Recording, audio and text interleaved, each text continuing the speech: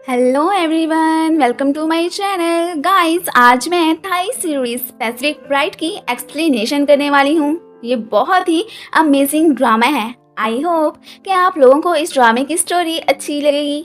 And guys, अगर आप लोगों को मेरी वीडियो अच्छी लगती है तो प्लीज़ इसे लाइक भी कर दिया करें। Thank you. सो गाइस, ड्रामे की स्टार्टिंग में हम हमारे मेन लीड पूम को देखते हैं, जो कि एक बार में खूब मज़े कर रहा होता है। पूम एक प्ले बॉय है एंड आज तक ये किसी भी लड़की को लेकर ज्यादा सिंसियर नहीं हुआ है। दूसरी तरफ हमें ड्रामे की फीमेल लीड ये को दिखाया जाता है।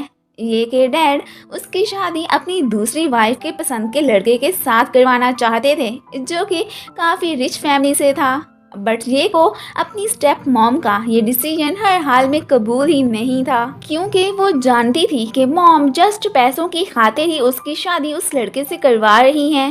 नेक्स्ट डे ये की शादी का दिन होता है।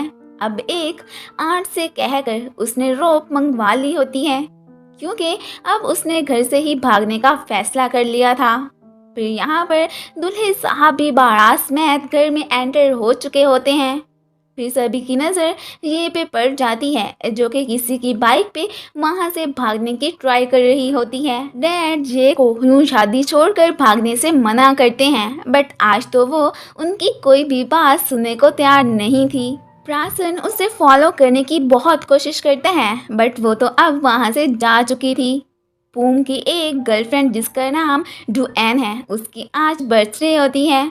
बाकी गर्ल्स की निस्बत तो पूम डुएन से काफ़ी ज़्यादा लव करता है एंड आज तो वो बाकायदा इसे शादी के लिए प्रपोज भी कर देता है। डुएन भी पूम की सारी हरकतों से वाकिफ थी, इसलिए वो उसके प्रपोजल को सीरियस नहीं लेती एंड साथ में उसे ये बैड न्यूज़ देती है कि मैं स्टडी के लिए इंग्लैंड जा रही हूँ। इस बात से पूम फिर सैड हो जाता है। यहाँ पर डुएन उससे ये प्रॉमिस करती है कि जब मैं स्टडी कंप्लीट करके वापस आऊँगी तो तब हम शादी कर लेंगे। साथ में डुएन उसे अपनी नेचर में चेंजेस लाने के लिए भी कहती है। उसकी बस एक ही विश थी कि जैसे तैसे करके पूम अब एक रिस्पॉन्सिबल मैन बन ही जाए। नेक्स्ट डे पूम अपने फ्रेंड थाई से अपनी प्रॉब्लम्स शेयर करता है। थाई ना सिर्फ उसका दोस्त है बल्कि उसी के साथ वर्क भी करता है। पूम चाहता था कि थाई बस डुएन से बात करके उसे इंग्लैंड जाने से रोक दे, क्योंकि उसके कहने पर तो डुएन ने यहाँ से जाने का प्लान नहीं बदला था। अब बस थाई ही उसकी हेल्प कर सकता था। ये के घर पर पर्सन आया होता है। एक्चुअली में वो अंकल और आंट से ये को ढूंढने की परमिशन लेने आया था, जो कि ऑब्वियसली वो दे देते हैं। चाहे ये घर से भागी क्यों ना गई थी, पर्सन तो उसे हर हाल में ढूंढकर उसी से ही शादी करने की सारी प्लानिंग कर चुका था। ये ने सिटी में एक मसाज की शॉप पर काम करना स्टार्ट कर दिया था। अब कस्टमर तो इतना ज़्यादा ठरकी होता है कि वो ये से बदतमीजी कर बैठता है। ये भी फिर आगे से उसकी खूब दुर्गत बना देती है। और बस फिर क्या था, कस्टमर से बदतमीजी करने पर शॉप ऑनर उसे चंद पैसे पकड़ाकर जॉब से ही फायर कर देती है। इस बात से ये काफ़ी परेशान होती है, क्योंकि उसके पास तो अब घर का रेंट देने के भी पैसे नहीं थे। इस वक्त उसे जॉब की सख्त ज़रूरत थी। थाई ने डुएन से बात कर ली थी, लेकिन वो तो अब अपनी स्टडी कंप्लीट करने के लिए इंग्लैंड जाने का इरादा कर चुकी थी। सो वो अब अपने डिसीजन से पीछे नहीं हटती। जब इस बारे में थाई पून को बताता है, वो तो फिर इमोशनली हो जाता है। था तो वो चाहे फ्लर्टी बंदा, लेकिन फिर भी ना जाने क्यों वो डुएन को लेकर सीरियस था।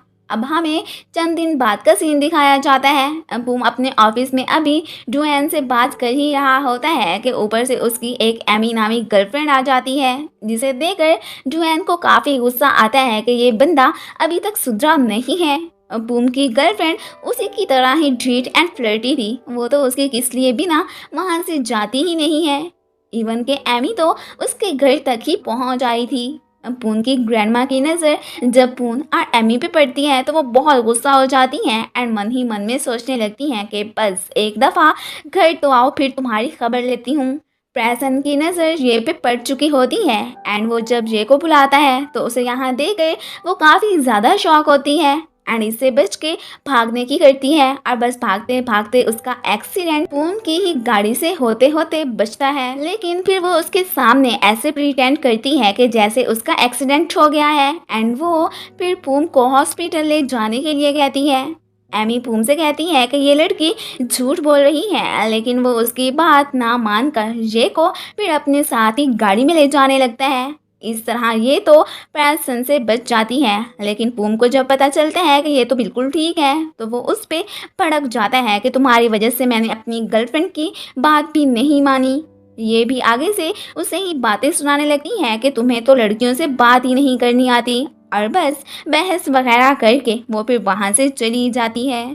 फिर बाद में पूम जब घर आता है तो तब ग्रैंडमा से उसे डांट पड़ जाती है कि अब तो सुधर जाओ और कितनी लड़कियों से फ्लर्ट करना है, और वो तो उनकी बातों को हंसी मजाक में ही टाल देता है। पूम के मॉम डैड बिजनेस ट्रिप पर गए थे। मॉम उसे कॉल करके कहती हैं कि हम बहुत जल्दी वापस आने वाले हैं एंड तुम अपनी शादी की तैयारियां करो क्योंकि हमने तुम्हारे लिए लड़की पसंद कर ली है। पूम उन्हें कहता भी है कि मैं किसी और लड़की को लाइक करता हूँ, बट मॉम उसकी कोई भी बात सुनने को तैयार ही नहीं थी। अब पूम भला किसी अजनबी लड़की से शादी थोड़ी ही ना कर सकता था, इसलिए वो फिर जाकर ग्रैंडमा को इस सब का बताता है एंड ये भी कि मैं तो किसी और लड़की को लाइक करता हूँ। ग्रैंडमा उसे कहती हैं कि फिर तुम मुझे उस लड़की से मिलवाओ तो सही, तभी तो मैं तुम्हारी शादी रुकवाने के लिए कुछ कर सकती हूँ। अब डूएन इंग्लैंड थी तो वो उसे कैसे ग्रैंडमा से मिलवा सकता था।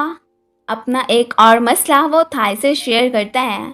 वो तो उसे फिर एक आइडिया देता है कि क्यों ना जब तक डूएन वापस आ नहीं जाती तब तक किसी और लड़की को अपनी फेक वाइफ बनाकर ग्रैंडमा से इंट्रोड्यूस करवाओ। ऑफिस में अब इंटरव्यू देने के लिए कुछ गर्ल्स आ भी गई होती हैं। सबको सिर्फ हाउसकीपर हेड की जॉब के बारे में ही बताया गया था। फिलहाल तो थाई को कोई लड़की भी फेक वाइफ बनने के काबिल ही नहीं लगती। दूसरी तरफ हाउस ऑनर आकर ये से रेंट मांगता है। वो जब नहीं देती तो तब फिर वो उसे ज़बरदस्ती करने की कोशिश करने लगता है। अब बड़ी मुश्किल से ये उसे हिट करके वहाँ से भागने की करती है एंड तभी उसे पूम की कंपनी में इंटरव्यू देने का इश्तहार नज़र आता है जो कि हाउसकीपर हेड बनने का था। वो अब इंटरव्यू देने कंपनी में पहुंची होती है। थाई और पूम दोनों ही परेशान होते हैं कि आखिर हम कब तक अच्छी लड़की को सिलेक्ट कर पाएंगे। फिर ऑफिस में थाई की मुलाकात रे से होती है एंड उसे ये लड़की तो बहुत ही समझदार एंड सुलझी हुई लगती है। अब फिर यहाँ पर ये तो उसे नहीं बताती कि मैं घर से भागी हुई हूँ। तो अब थाई इसे ही पूम से मिलवाने का डिसाइड करता है। अब ये तो गलती से मेंस वॉशरूम में चली जाती है जहाँ पर उसका इनकाउंटर पूम से होता है। वो तो फिर उसे टर्की समझकर उसकी खूब दुर्गत भी बना देती है। अब ये को क्या पता कि यही तो कंपनी का ऑनर है जिसे वो इंटरव्यू देने आई थी। पूम को तो ये लड़की बिल्कुल ही माइंड से ढीली नजर आती है जो कि मेंस वॉशरूम में खुद होते हुए ऊपर से धुनाई उसी की ही कर दी। अब थाई जब ये को पूम से इंट्रोड्यूस करवाता है वो तो हर हाल में इस लड़की को अपनी फेक वाइफ बनाने को बिल्कुल भी तैयार नहीं था। अब ये को भी यही भरी पता चलता है कि इसे तो बस अपनी फेक वाइफ की ही तलाश है। सो वो फिर खुद ही इनके अंडर काम करने से मना कर देती है एंड फिर गुस्से में वहाँ से जाने लगती है। पूम को तो खैर वैसे ही ये लड़की अच्छी नहीं लगी थी, लेकिन थाई उसे समझाने लगता है कि अगर तुमने ग्रैंडमा के हार्ट में डुएन की जगह बनानी है तो उसके लिए यही लड़की परफेक्ट है। इसे हायर करके बाद में तुम्हारा ही भला होना है। अब चाहे पूम इसे फेक वाइफ बनाने को तैयार था या नहीं, लेकिन थाई ने तो उसे अपना फैसला सुना दिया था कि बस ये ही अब तुम्हारी फेक वाइफ बनेगी। ये को रोकने के लिए उसके पीछे आता भी है, बट तब तक वो वहाँ से जा चुकी होती है। ये तो एक साइड पे जाकर यही बैठी सोच रही होती है कि अब मैं कहाँ स्टे करूँगी। उसके पास तो कहीं रुकने का कोई ठिकाना ही नहीं था। पैरासिन वहाँ पर पहुँच जाता है और वो ज़बरदस्ती उसे अपने साथ लेकर जाने लगता है। ये खुद को उससे छुड़ाने की काफ़ी कोशिश करती है, लेकिन वो तो आज उसे नहीं छोड़ने वाला था। ये उसे कहती भी है कि मैं तुमसे लव नहीं करती हूँ, सो मुझे मेरे हाल पर छोड़ दो। लेकिन मजाल है जो ये उसकी बात सुनने को तैयार होता। अब ये भी चीख कर लोगों को इकट्ठे कर लेती हैं कि ये मुझसे ज़बरदस्ती करने की कोशिश कर रहा है। अब पेरिस इनकी लोगों से फाइट कराकर ये तो फिर वहाँ से भागने की करती है। अब फिर बड़ी मुश्किल से ये कहीं जाकर पेरिसन से अपना पीछा छुड़ाती है। आ जाके वो फिर से पुम की कंपनी ही पहुंची होती है। वो यहाँ पर थाए और पुम की चोरी चोरी बातें भी सुन लेती हैं। पुम जब यहाँ पर डू एन का नाम लेता है तो तब ये को काफ़ी धचका लगता है, क्योंकि डू एन तो उसकी स्कूल लाइफ की फ्रेंड है। उसने कई दफ़ा ये की सिस्टर बनकर हेल्प की हुई थी। अब फिर वो अचानक ही इनके सामने आकर पुम की फेक वाइफ बनने के लिए तैयार हो जाती है। पेरिसन ये के पेरेंट्स को कॉल करके बता देता है कि आज बस वो ये को पकड़ कर घर लाने ही वाला था कि फिर से वो वहाँ से भाग गई। लेकिन उसे ढूंढकर अपनी वाइफ बनाने वाले प्लान पर अभी भी पेरिसन ने गिव अप नहीं किया था। थाई और पुम ये को अब फेक वाइफ बनाने का सारा रीज़न बता देते हैं कि एक्चुअली में पुम डू एन को लाइक करता है, बट इसके पेरेंट्स इसकी कहीं और शादी करवाना चाहते हैं। अब वो इंग्लैंड है तो इसलिए तुम्हें ही डू एन बनकर पुम के घर जाना होगा, जिसके लिए वो एग्री कर लेती है। ये के डैड ने तो अब अपने बड़े बेटे पी को कॉल करके कंट्री वापस आने का कह दिया होता है एंड साथ में उसे ये भी शॉक देते हैं कि ये घर से भाग गई है। सो अब तुमने ही आकर उसे ढूंढना है। ये रिमेंबर कर रही होती हैं कि डू एन के उस पर और उसकी फैमिली पर बहुत बड़े एहसानात हैं जो कि अब उसे चुकाने का वक्त आ चुका है। वो डू एन का इम्प्रेशन अब पुम की फैमिली के सामने अच्छा बनाना चाहती थी ताकि वक्त आने पर वो उसे एक्सेप्ट कर ले। इसीलिए ही उसने अब अपना डिसीजन जो अचानक बदला था।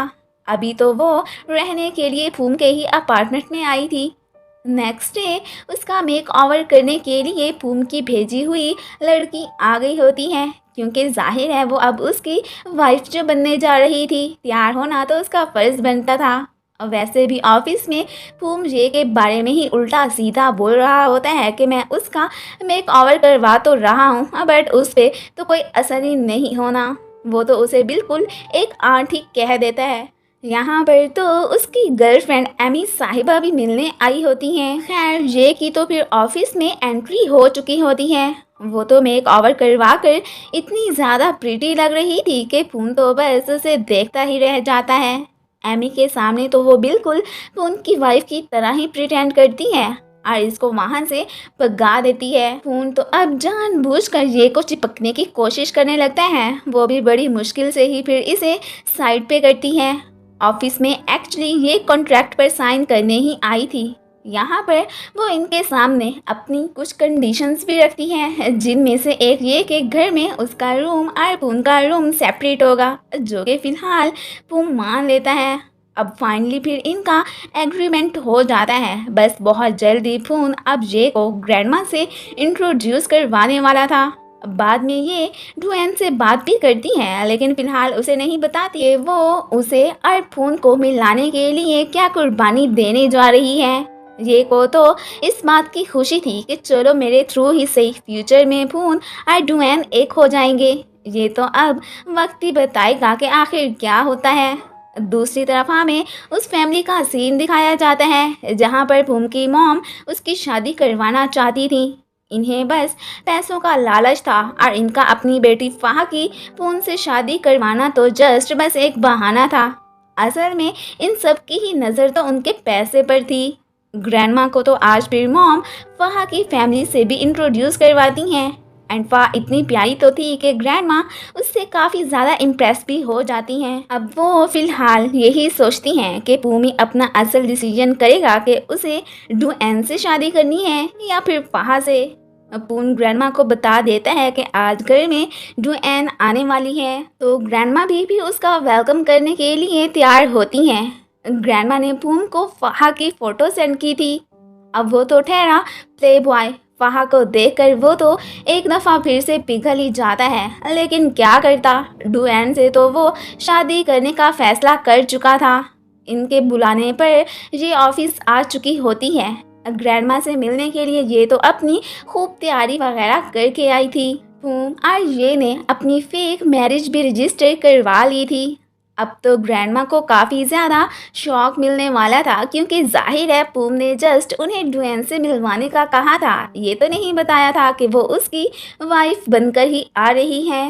पी तो अब घर आ गया होता है एंड डैड के थ्रू उसे पता चलता है कि ये की शादी वो फोर्सफुली ही करवा रहे थे, तो तभी उसने घर से भागने का सोचा था। अब जो भी था उन्हें हर हाल में उसे ढूंढना ही था।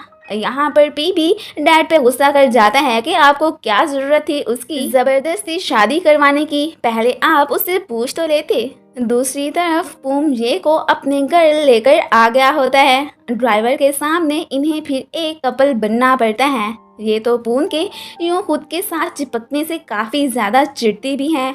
अब इनका फैसला तो सेपरेट रूम में रहने का हुआ था, लेकिन अब यहाँ आकर पूम मुकर जाता है कि हमें एक ही रूम में रहना पड़ेगा, वरना ग्रैंडमा को कहीं शक ही ना हो जाए कि हम जस्ट फेक कपल है।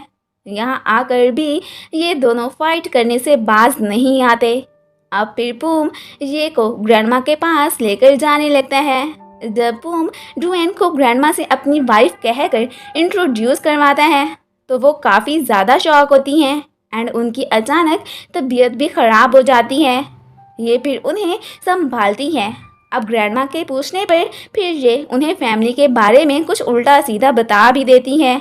ग्रैंडमा को लगता है कि ये मीन जो कि डुएन है उसने जस्ट मनी की खातिर ही पूम से शादी की है, लेकिन ये उन्हें अश्योर करवाती है कि ऐसा कुछ नहीं है, आप शायद गलत समझ रही हैं। बट ग्रैंडमा को फिर भी उस पर बिलीव नहीं होता। अब जैसे तैसे करके ग्रैंडमा ने उसे घर में रहने की इजाज़त दे दी थी। अब तो फिर जस्ट पूम के मॉम डैड का रिएक्शन चेक करने वाला होना है।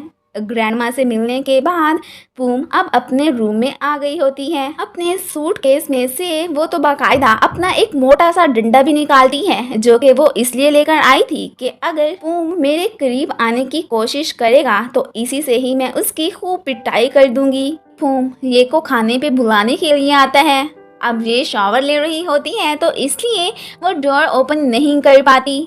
पूम समझता है कि कहीं इसने स्ट्रेस के मारे खुदकुशी तो नहीं कर ली। सो वो अब परेशान हो गए जल्दी से डोर ओपन करके रूम में चला जाता है।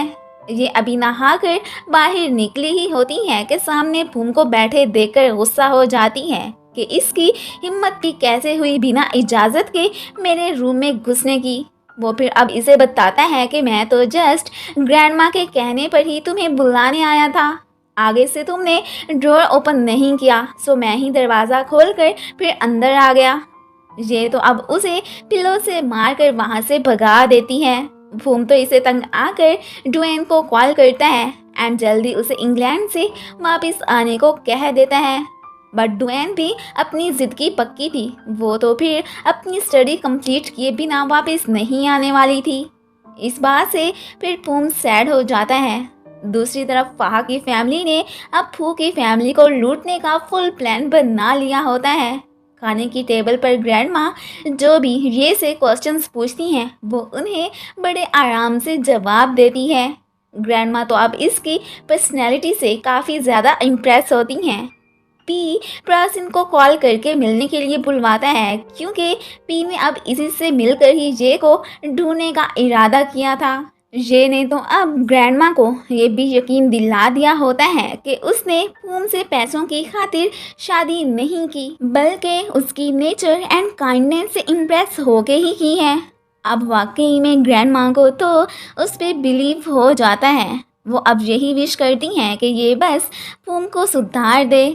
थाई को कॉल करके पूम बता देता है कि डुएन तो मेरे कहने पर वापस नहीं आने वाली है, सो तुम ही मेरी तरफ से उससे बात करो। अब वो डुएन से बात करके उससे वापस आने के लिए कहता है, लेकिन अभी भी उसका जवाब ना ही था। यहाँ पर हमें ये भी फील होता है कि जैसे थाई डुएन को लाइक करता है, बट वो इन दोनों के दरमियान में दीवार बनने की बजाय बस चुप करके साइड पे ही रहता था। एंड कभी भी थाई ने इन दोनों की फाइट कराने का नहीं सोचा था। और सो स्वीट, वैसे ऐसे इंसान ड्रामों में ही पाए जाते हैं, वरना रियल लाइफ में तो हर कोई फूट ही डलवाता रहता है। ये तो बस इस बात से परेशान होती है कि मैं क्या पैरासिन से जान छुड़ा कर आई हूँ। अब मुझे पूम जैसे बंदे को फेस करना पड़ रहा है। खैर डुएन के लिए उसे ये सब तो करना था। आज का खाना स्पेशल ये ही बनाती है एंड खुद जाकर पूम को जगाती भी है। पूम पहले लेट उठा करता था, लेकिन आज इसके जल्दी जगाने पर वो तो फिर काफ़ी ज़्यादा चिढ़ जाता है। अब ये तो उसे घसीट कर खाने की टेबल पर भी लाती है। ग्रैंडमा नोट करती हैं कि पूम के रूम में एक पिलो क्या कर रहा है। मीन ये इसके रूम में नहीं होती क्या? खैर फिलहाल खाने की टेबल पर वो इस सब का कोई जिक्र नहीं करती।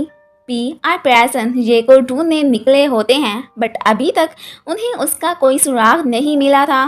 ग्रैंडमा फिर अकेले में पूम से पूछ ही लेती हैं कि क्या ये सेपरेट रूम में सोती हैं, क्योंकि तुम्हारे रूम में एक ही पिलो पड़ा था। अब फिर इस बात से पूम काफ़ी परेशान हो जाता है एंड ग्रैंडमा को तो वो ये कहकर बहला लेता है कि एक्चुअली में उसकी नेक में पेन होती है, तो इसलिए वो तकिया यूज़ नहीं करती। खैर फिर इस लॉजिक से ग्रैंडमा को शक भी नहीं होता। अब फिर पूम ये के पास आया होता है एंड लड़ाई से हट के वो ये को इस सब का बता देता है जो उसने ग्रैंडमा को बताया था। ये तो उस पर भड़क जाती है कि तुम्हें ग्रैंडमा को मेरी इलनेस का बताने की क्या ज़रूरत थी। खैर जो भी था, उन्हें अब अपने फेक रिलेशन का ग्रैंडमा को पता नहीं चलने देना था। सो वो अब बिना फाइट के एक दूसरे को समझने का ही फैसला करते हैं एंड साथ में फ्रेंडशिप भी कर लेते हैं।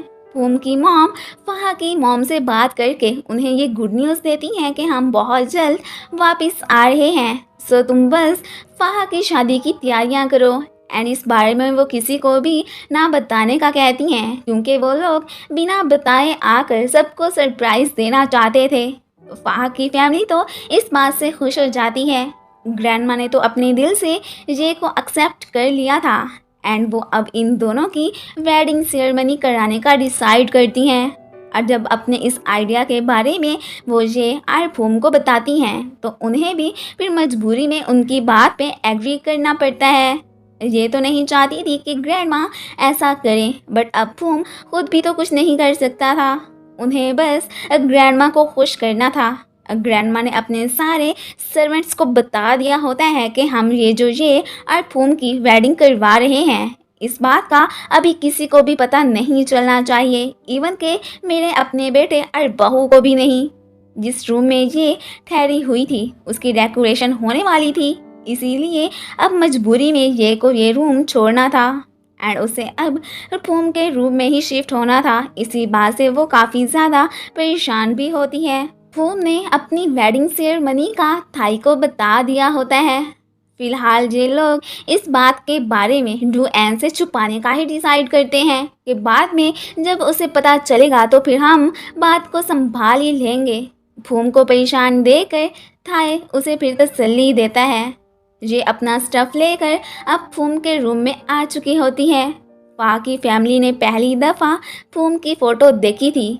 वो लोग तो अब और ज़्यादा ही इनकी फैमिली पर लट्टू हो जाते हैं कि अच्छी दौलत कमाएंगे। वैसे लड़का भी सुंदर है तो ये कोई घाटे का सौदा नहीं होगा। आज तो पूम फिर ड्रंक कंडीशन में घर आता है। ग्रैंडमा ये को ही इसे संभालने का ऑर्डर देती हैं। पूम काफ़ी टून होता है तो वो ये को डुएन समझकर हक कर लेता है। ये उसे खुद से दूर करने की काफ़ी कोशिश करती है, बट वो तो उसे छोड़ता ही नहीं है। नेक्स्ट डे ये को पता चलता है कि पूम काफ़ी इल है एंड वो इस बारे में ग्रैंडमा को भी बता देती है। वो भी फिर इसके लिए फिक्रमंद हो जाती हैं एंड इसे देखने रूम में जाती हैं। हालांकि पूम अब मेडिसिन वगैरह लेने से काफ़ी ज़्यादा बेहतर हो गया था, लेकिन ये को तंग करने के लिए वो जानबूझकर बीमार होने का नाटक करने लगता है एंड उससे अपने काम भी करवा लेता है। इस बात से ये तो काफ़ी ज़्यादा चिढ़ जाती है, लेकिन वो फिर उसे कुछ कह भी तो नहीं सकती थी। डुएन थाई को कॉल करके पूछती है कि क्या पूम पहले से काफ़ी चेंज हुआ है या नहीं। अब फ्रेंड होने के नाते थाई उसे अश्योर करवाने की कोशिश करता है कि वो अब पहले से काफ़ी ज़्यादा सिंसियर हो गया है, सो तुम अब वापस आ ही जाओ।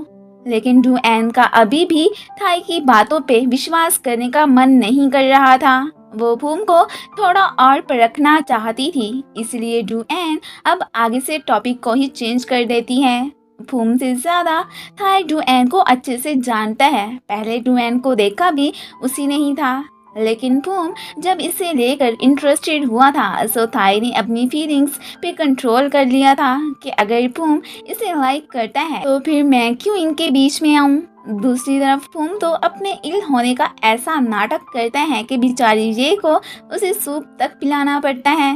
उसे अपना ख्याल रखते देखकर फूम के दिल में ये के लिए थोड़ी थोड़ी फीलिंग्स डेवलप होने लगती हैं।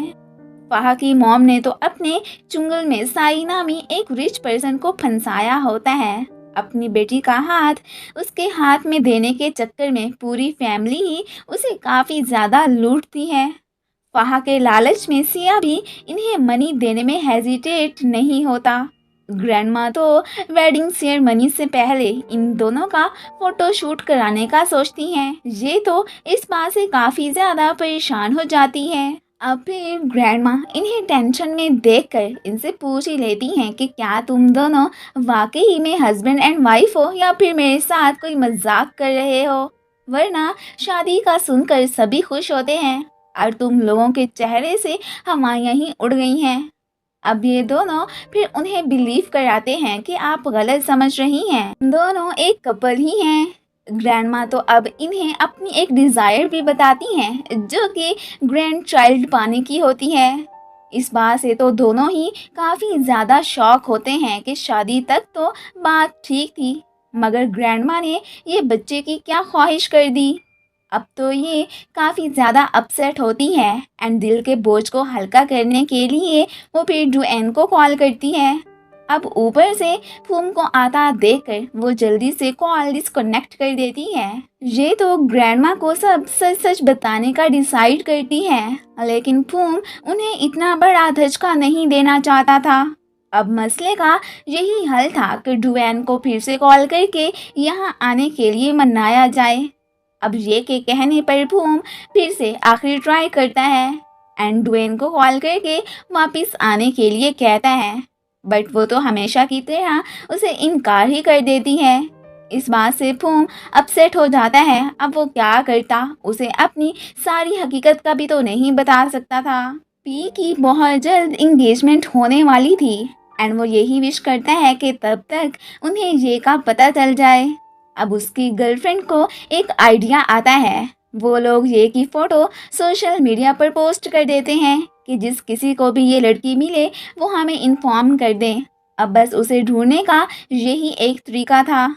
ये के पास फूम आया होता है एंड वो उसे बता देता है कि तुम्हारे कहने पर मैंने फिर से डुएन को कॉल की थी, बट इस दफ़ा भी उसकी ना ही है।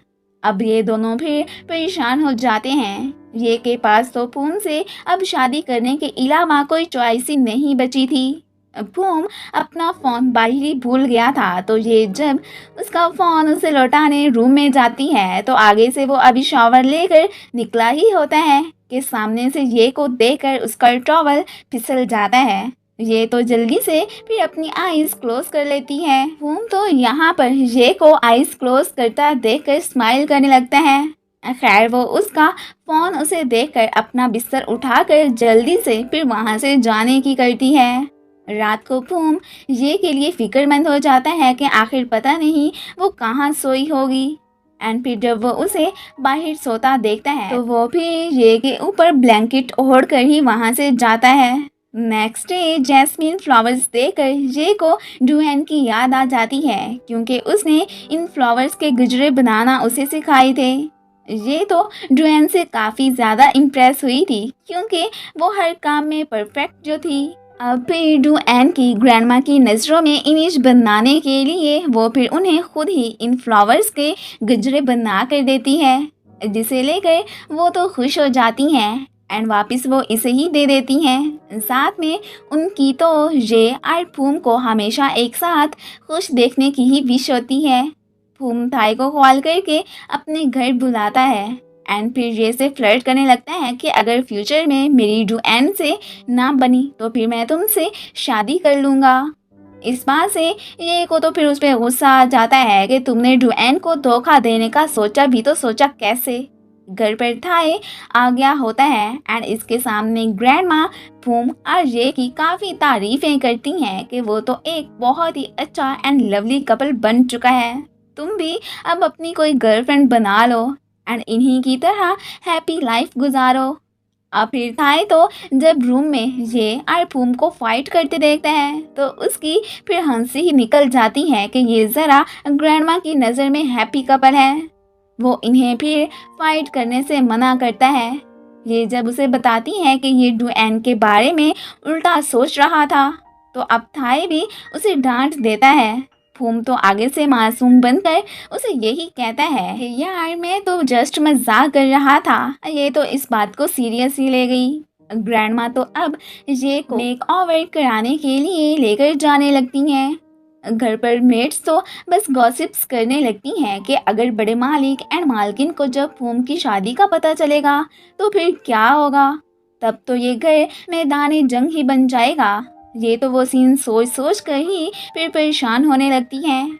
ऑफिस में फूम थाई से अपनी शादी की बात कर रहा होता है तो यहाँ पर एक वर्कर उनकी बात सुनकर काफ़ी सैड हो जाती है एंड फिर हमें यूं फील होता है कि जैसे ये फूम को लाइक करती है एंड फूम की शादी का सुनकर इसे तो फिर काफ़ी ज़्यादा जलन भी हो रही होती है। फूम तो इस बात से हैरान होता है कि सारी दुनिया जहान की लड़कियां मुझ पर मरती हैं, मैं इतना हैंडसम और रिच हूँ बट पता नहीं इस ये को क्या मसला है, वो मुझसे तो बस दूर दूर ही रहती है। यहाँ पर थाई उसे टोक देता है कि तुम क्यों अब उसके बारे में सोच रहे हो, ये तो तुम्हारे लिए बेहतर है कि वो तुम्हारे क्लोज नहीं आती, वरना और लड़की होती तो कब का तुम्हें पटा चुकी होती और तुमने भी फिर डुएन को भूल ही जाना था। खैर वैसे भी तुम अब दो दो फिशेस को फंसाने से बाज आ जाओ एंड सिर्फ अपने और डुएन के रिलेशन के बारे में सोचो। ग्रैंडमा ये को पार्लर लेकर आ गई होती हैं और यहाँ पर ये लोग उसे स्पेशल गेस्ट की तरह ही ट्रीट करते हैं। ग्रैंडमा तो फिर ये को छोड़कर वहाँ से चली जाती हैं। इसी पार्लर में फा एंड उसकी मॉम भी आई होती हैं। फा तो यहाँ पर ये को लेकर क्रिटिसाइज करती है। ये तो फिर अपनी कभी भी इंसल्ट बर्दाश्त नहीं कर सकती थी, इसलिए वो भी फिर उन्हें उन्हीं की टक्कर का जवाब देती है। वो तो अब फिर वहाँ से जाने की करती हैं। इनका रूम ये के रूम के बगल में ही था तो वो फिर इनकी चोरी चोरी बातें सुनने लगती है। इनकी बातों से फिर ये को पता चलता है कि ये एक बहुत ही रिच सिया नामी पर्सन को झांसे देकर लूटने को लगी हुई हैं। वो फिर इनकी वीडियो भी बना लेती है, साथ में इन्हें कोसने भी लगती है कि कैसे लोग हैं ये कि मनी की खातिर किसी की फीलिंग्स के साथ खिलवाड़ कर रहे हैं। पी पैरिस इनको अपनी गर्लफ्रेंड सैजिद से मिलवाता है और साथ में वो उसे ये भी बता देता है कि मैं बहुत जल्दी सैजी को अपने पेरेंट्स से मिलवाने ले जा रहा हूँ। सैजिद को तो यहाँ पर पैसन एक अच्छा लड़का लगा था, अब इन्हें क्या पता कि ये तो बस दिखावे के लिए ही इतना काइंड बना हुआ है। एक्चुअली में ये तो जस्ट एक फ्लर्टी बॉय है। अब ग्रैंडमा ये को लेने आ गई होती हैं। वहाँ के मॉम डैड तो मासूम से फेसेस बनाकर सिया से पैसे मांगते हैं तो वो भी उन्हें बहुत ज़्यादा मनी देने के लिए मान जाता है। इस बात से फिर ये लोग तो खुश हो जाते हैं। अब पता नहीं इन्होंने इसे और कितना लूटना था। फूम भी अपना ड्रेस बाय करने आ गया होता है। सैजी थोड़ी परेशान होती है कि पता नहीं मुझे पी के डैड एक्सेप्ट करेंगे या नहीं, तो पी उसे इस बात की टेंशन ना लेने को कहता है कि वो बुरे नहीं हैं, सो डोंट वरी, उन्हें अपने बेटे की खुशी से ज़्यादा और कुछ भी अजीज़ नहीं है। फूम ने ग्रूम ड्रेस पहन ली होती है और जब वो ये को ब्राइडल ड्रेस में देखता है तो बस फिर उसे देखता ही रह जाता है क्योंकि आज वो काफ़ी ज़्यादा सुंदर भी तो लग रही होती है। ग्रैंडमा फिर ये का हाथ फूम के हाथ में देकर इन्हें हमेशा खुश देखने की विश करती हैं। फोटोशूट कराते हुए फूम जब ये को चिपकने की कोशिश करता है तब तो वो फिर उसे साइड पे ही कर देती है। ग्रैंडमा को इनका ये बिहेवियर अच्छा नहीं लगता एंड फिर वो दोनों को ही दोबारा से अच्छी सी फोटोज बनाने के लिए कहती हैं कि ये मौका बस एक ही दफ़ा आता है, इसलिए तुम लोग अब अच्छे से ही फोटोज बनवा लो। अब की बार फिर ये दोनों अच्छे से अपनी पिक्स बनवाते हैं। ग्रैंडमा खुद भी इन्हीं के साथ फ़ोटो शूट कराती हैं। ये लोग फिर खाना खाने एक रेस्टोरेंट भी जाते हैं। ग्रैंडमा के सामने तो दोनों ही फिर एक दूसरे की काफ़ी केयर करते हैं। बाद में पुम तो बाकायदा जे को एक प्लेस पर भी लेकर जाता है एंड यहाँ पर वो उसे अपनी लाइफ का एक सैड पहलू ये बताता है कि मनी ही हर चीज़ नहीं होती। मेरे मॉम डैड ने हालांकि मेरे लिए बहुत सा पैसा इकट्ठा किया है, लेकिन मैं कभी भी उनसे ज़्यादा अटैच नहीं रहा हूँ और ना ही मुझे उनका प्यार मिला है। पुम ने तो अपनी फीलिंग्स ये से शेयर कर दी थी, बट वो तो अभी भी उसे अपनी रियलिटी का नहीं बताती कि मैं घर से भागी हुई हूँ। उसने इन्हें बस अपने ऑर्फन होने का ही बताया हुआ था। ये दोनों फिर अब क्वालिटी टाइम स्पेंड करके वहाँ से जाने लगते हैं। पी तो सैजी को घर लेकर आ गया होता है। डैड को तो इन दोनों के रिलेशन से कोई ऐतराज नहीं था। मॉम भी फिर इनका वार्म वेलकम ही करती है। ये जब अकेले में पूम के बारे में सोचने लगती है तो फिर वो खुद को ही कोसने लगती है कि ये मैं क्या सोच रही हूँ। पूम को भूख लगी थी तो उसके कहने पर ये उसे स्पेशल नूडल्स भी बना कर देती है। पूम यहाँ पर फिर विश करता है कि ये हमेशा उसके साथ इसी तरह ही रहे, बट वो तो फौरन से ही उसे टोक देती है कि ये तुम कैसी बातें कर रहे हो, ऐसा नहीं हो सकता। बाद में पूम ये से कहता है कि क्यों ना अब हम रियल हस्बैंड एंड वाइफ की तरह रहना स्टार्ट कर दें। पहले तो ये उसकी बात मानने को तैयार नहीं होती। जब पूम उसे कहता है कि मैं जस्ट डुएन के लिए ही ऐसा करना चाहता हूँ ताकि बाद में मुझे उसके साथ रहने में कोई दिक्कत ना हो। अब फिर ये फौरन से उसकी बात मान लेती है। वो मुझसे क्यूरियस होकर पूछता है कि क्या तुम डुएन को जानती हो, जो कि उसी के लिए ही मेरी हर बात मान लेती हो। तो अब ये फिर उसे झूठ बोल देती है कि नहीं, ऐसी तो कोई बात नहीं है, मैं तो डुएन को नहीं जानती। सैजी तो पी के घर आकर काफ़ी ज़्यादा खुश होती है। ये दोनों यहाँ पर अब बस ये के मिलने की ही विश करते हैं। ग्रैंडमा के सामने पूम तो ये के बहुत क्लोज आने की कोशिश करता है।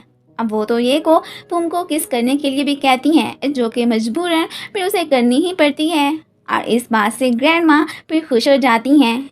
पी ने सैजी को अपने बिजनेस में शामिल करने का डिसाइड किया था, तो ये सुनकर मॉम काफ़ी सरप्राइज होती हैं एंड साथ में परेशान भी, क्योंकि वो नहीं चाहती थी कि सैजी इनके बिजनेस में इंटरफेयर करे। उन्होंने काम में काफ़ी घपले वगैरह किए थे, अब अपने फंसने का भी उन्हें डर था। ग्रैंडमा के कहने पर ये जब न्यूज़पेपर रीड करने लगती है तो वहाँ अपनी फ़ोटो देखकर वो तो घबरा जाती है। अब इससे पहले कि किसी की नज़र उस पर पड़ती, वो जल्दी से वो वाला पेज फाड़ कर अपनी पॉकेट में डाल लेती है, क्योंकि न्यूज़ में इसे ढूंढ कर लाने की ही बात जो की गई थी, इसलिए फिर ये नहीं चाहती थी कि इस बारे में इन सबको पता चले। अब बाद में फिर ये यहाँ पर मेंशन किए गए नंबर पर कॉल करने का सोचती है, क्योंकि उसे लग रहा था कि ये सारा किया धरा पैरासन का ही होना है। लेकिन फिर जब वो इस नंबर पर कॉल करती है तो आगे से वो पी की आवाज़ सुनकर काफ़ी ज़्यादा हैरान होती है कि मेरा भाई ओवरसीज से वापस कब आया।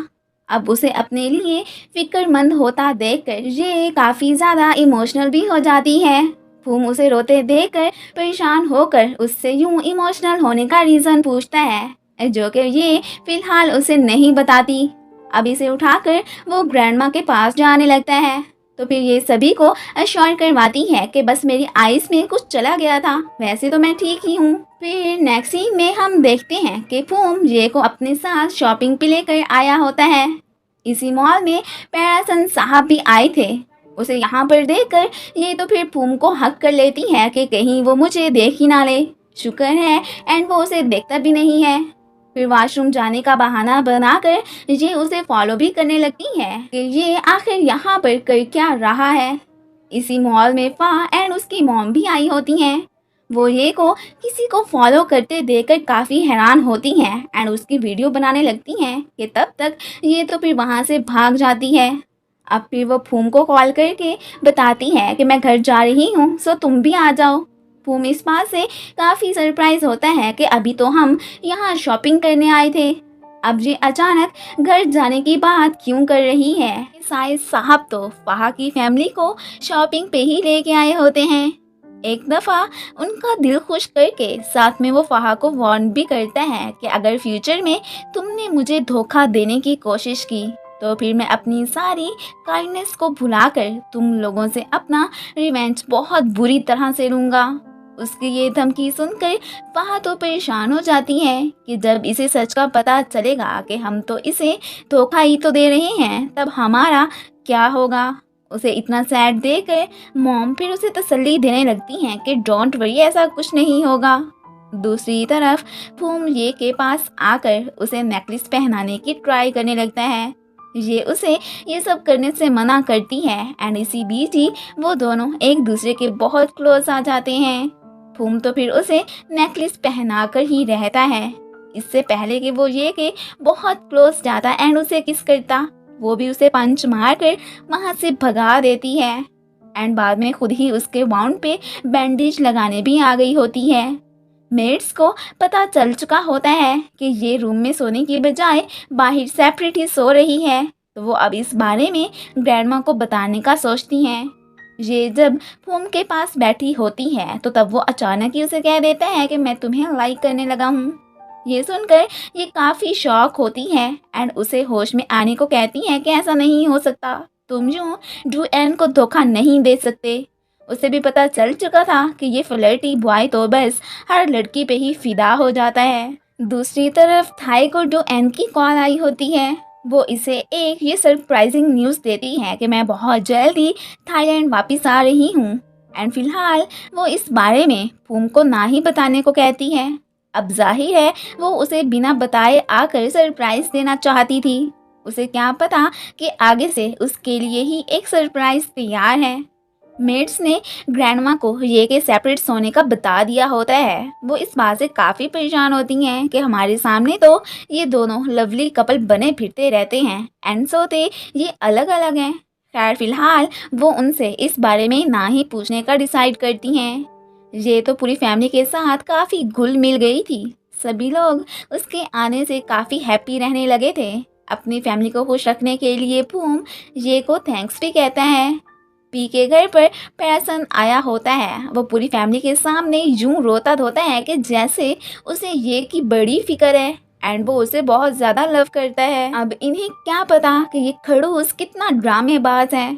ये सोशल मीडिया पर अपनी पोस्ट लगी देखकर काफ़ी परेशान हो जाती है कि कहीं फूम की फैमिली ये सब देख ना ले। पी ने तो सोच लिया था कि अगर ये वापस आ भी गई तो वो कभी भी उसकी मर्जी के खिलाफ पैरासन से ये की शादी नहीं करवाएगा। बट डैड तो उसे साफ कह देते हैं कि ऐसा नहीं हो सकता। अब बस एक दफ़ा वो लड़की घर आए तो सही, मैं भी उसे पैरासन के साथ ही यहाँ से रुखसत करूँगा। आज फर्स्ट टाइम ये पी को कॉल कर ही देती है। पी उसे घर वापस आने के लिए कहता है। अब ये उसे बताती है कि मैं एक सेफ प्लेस पर जॉब कर रही हूँ एंड बस बहुत जल्दी मैं वापस आ जाऊंगी। पी उसे जब पैरसन से शादी करने की बात करता है तो वो अब उसे बताती है कि वो एक अच्छा इंसान नहीं है, मैं हरगिज़ भी उससे शादी नहीं करूंगी एंड उसकी प्रॉपर डिटेल्स मैं घर आकर ही आप लोगों को बताऊंगी। फिलहाल पी को इतना तो रिलीफ मिल जाता है कि कम से कम ये सेफ है। उसकी बातें एक मेड ने सुन ली थी। वो तो काफ़ी कंफ्यूज होती है कि आखिर ये डू-एन इस जॉब की बात कर रही थी एंड ये पी नामी बंदा कौन है। वेडिंग से पहले ग्रैंडमा एक शर्त रख देती हैं कि तुम दोनों पहले मुझे अपने अपने मैरिज सर्टिफिकेट की कॉपी ला कर दो। ये सुनकर ये और फूम काफ़ी शॉक होते हैं कि अब हम क्या करेंगे। ग्रैंडमा ने तो हर डे ही अब इनके सामने कोई नई शर्त ही रखी होती है। ये दोनों तो अब जाकर थाई से हेल्प मांगते हैं। वो तो साफ मना कर देता है कि मैं तुम दोनों को फेक मैरिज रजिस्ट्री की कॉपी नहीं ला के दे सकता। प्रैसन का गुस्से से बुरा हाल होता है कि इतने दिन हो गए हैं और मुझे अभी तक ये का कोई अता पता ही नहीं मिला है। अब बस वो तो सिर्फ रिवेंज की खातिर ही ये को ढूंढकर उसकी लाइफ बर्बाद करना चाहता था। फूम और ये को एक आइडिया आता है कि अगर थाई ने हमारी हेल्प नहीं की तो कोई बात नहीं, हम खुद ही किसी और लायर से ये काम करवा लेते हैं। सो वो दोनों अब फेक कागजात लाकर ग्रैंडमा को दे देते हैं। यहाँ पर वो ये को एक बहुत ही ब्यूटीफुल नेकलेस भी देती हैं। वो ये सब रखना तो नहीं चाहती थी बट फूम उसे कह देता है कि ग्रैंडमा ने अपनी खुशी की खातिर तुम्हें दिया है, सो तुम रख लो। और यहाँ पर फूम जब उसे किसी बात पे छेड़ता है तो वो भी फिर गुस्से में उसे मारने को दौड़ती है। अब हमें इनकी वेडिंग सेरेमनी का सीन दिखाया जाता है। थाई ने प्रॉमिस के मुताबिक फूम को डुएन का आने का नहीं बताया था। फूम के पेरेंट्स भी आज घर आने वाले थे एंड उन्होंने बाकायदा फाहा की फैमिली को भी इनवाइट किया था। ये लोग तो इस बात से काफी खुश होते हैं कि आज तो बस हमारी बात पक्की हो जाएगी। ये तो ब्राइडल ड्रेस में काफी सुंदर लग रही होती है। फूम का तो उसे देखकर मुंह खुला का खुला ही रह जाता है। अब तो फिर उसे भी ये की ब्यूटी की तारीफ करनी ही पड़ती है। ग्रैंडमा फिर छोटी मोटी रस्में करती हैं। सभी लोग आज के दिन काफ़ी ज़्यादा खुश होते हैं और बस इनकी खुशियों को तबाह करने फूम की मॉम और डैड आ चुके होते हैं। ये सभी तो इस बात से अनजान खुशी खुशी फ़ोटो शूट कराने में मगन होते हैं। फाहा की फैमिली भी गेट के बाहर आ चुकी होती है और बस ये लोग अपनी फैमिली को सरप्राइज़ देने के लिए रेडी होते हैं। और बस फिर क्या था, एंटर होते ही खुद सरप्राइज रह जाते हैं कि अंदर तो फूम की वेडिंग चल रही है। मॉम तो इतने बड़े शौक से बेहोश ही हो जाती हैं। होश में आते ही वो ये पे भड़क जाती हैं कि तुम्हारी मेरे बेटे से शादी करने की हिम्मत भी कैसे हुई। ग्रैंड माँ फिर यहाँ पर ये की साइड लेती हैं एंड उन्हें बता देती हैं कि फूम इससे पहले ही शादी कर चुका था, मैं तो जस्ट अब इनकी रस्में वगैरह ही करवा रही थी। एंड वो तो बाकायदा मॉम को अब ये को एक्सेप्ट करने का ऑर्डर भी दे देती हैं, जिसके लिए वो तो बिल्कुल भी तैयार नहीं थी। एंड यहाँ पर ये काफ़ी ज़्यादा परेशान भी लग रही होती है कि मैं अब क्या करूँगी। मॉम तो अब फिर यहाँ पर फूम की खूब धुलाई भी करती हैं कि अपने पेरेंट्स की इजाज़त के बिना तुम एक अनजान लड़की को क्यों घर में लेकर आए। डैड फिर उसे काम डाउन करते हैं। एक मिनट बाहर फाहा की फैमिली को फूम और रे की लव स्टोरी बताने को लगी बैठी होती है। अब चाहे जो भी था, फाहा की फैमिली तो फूम को हरगिज भी छोड़ने वाली नहीं थी। वो लोग तो इनकी फैमिली में हर हाल में रिश्ता करने को तैयार थे। अब फिर यहाँ पर ये तो परेशान होती है कि मॉम ने उसे एक्सेप्ट नहीं किया। ग्रैंड माँ फिर उसे तसल्ली देती हैं कि डोंट वरी, अभी तो वो नाराज है, लेकिन अब उनसे बाकी की फाइट तुमने खुद ही हिम्मत करके लड़नी है। मुझे उम्मीद है कि तुम ज़रूर इनका दिल जीत लोगी। लेकिन फिर भी ये परेशान तो होती है क्योंकि जाहिर है वो डुएन थोड़ी ही ना थी। अब तो इनकी फैमिली में और ही ज़्यादा मसले चलने स्टार्ट हो गए थे। मॉम तो फूम पे अपना सारा गुस्सा निकाल रही होती हैं एंड वो अभी के अभी ये को घर से निकालने का ऑर्डर देती हैं। डैड फिर उसे समझाते हैं कि कहीं तुम बावली तो नहीं हो गई हो। ग्रैंडमा ने अभी तक हमें इनहेरिटेंस में से कुछ भी नहीं दिया है। अगर हम उनके खिलाफ जाएंगे तो वो हमें भी घर से बाहर ही निकाल देंगी। वैसे भी वो ये मेन डुएन की तरफ ही हैं, सो हम उसे कुछ नहीं कह सकते। अब मॉम फिर सोच में पड़ जाती हैं। खैर जो भी था, वो अब फूम से कहती हैं कि ये से तो हम बाद में निमट लेंगे। अब मैं तुम्हें जो कहूँगी बस तुमने वही करना है, तभी फिर मैं तुम्हें माफ़ करूँगी। वो उसे भी फाहा की फैमिली के पास लेकर आती हैं एंड वो अब उसे फाहा के साथ टाइम स्पेंड करने का ऑर्डर भी देती हैं एंड साथ में उसे ये भी कहती हैं कि ये को तो तुम बाद में डाइवोर्स दे देना और शादी तो तुम फाहा से ही हर हाल में करोगे। फूम तो पहले ही ठरकी था, अब फाहा जैसी ब्यूटीफुल लड़की को देखकर वो तो पिघल ही जाता है। एक मेड से कहकर मॉम ने ये का स्टफ बाहर फेंकवाने का ऑर्डर दिया था। इस बारे में जब ग्रैंडमा को पता चलता है तो वो अपनी मेड को भेजकर उसे ये सब करने से मना करती है और इसी दौरान इन मेड्स की फनी सी फाइट भी स्टार्ट हो जाती है, जो कि फिर सब लोग आकर इनकी सुलह करवाते हैं। दूसरी तरफ पी एंड सैजी अब घर जाने लगते हैं। डैड के बिहाफ पर मॉम ने ही इन्हें ड्रॉप करने का सोचा था। अब फिर रास्ते में ही पी और सैजी तो उतर जाते हैं। पी को पता था कि मॉम साहिबा उनके बिजनेस में से मनी उड़ाने में लगी हुई हैं। अब एविडेंसेस ना होते हुए वो डैड को भी कुछ नहीं बता सकता था। मॉम ने तो बाकायदा अपना एक यंग लवर भी बनाया होता है जिसे वो चोरी चोरी मनी देती हैं एंड इन लोगों ने बाकायदा अब अपना घर बनाने का भी डिसाइड कर लिया था कि इस ओल्ड पर्सन से जान छुड़ाकर हम अपनी लाइफ हैप्पीली इंजॉय करेंगे।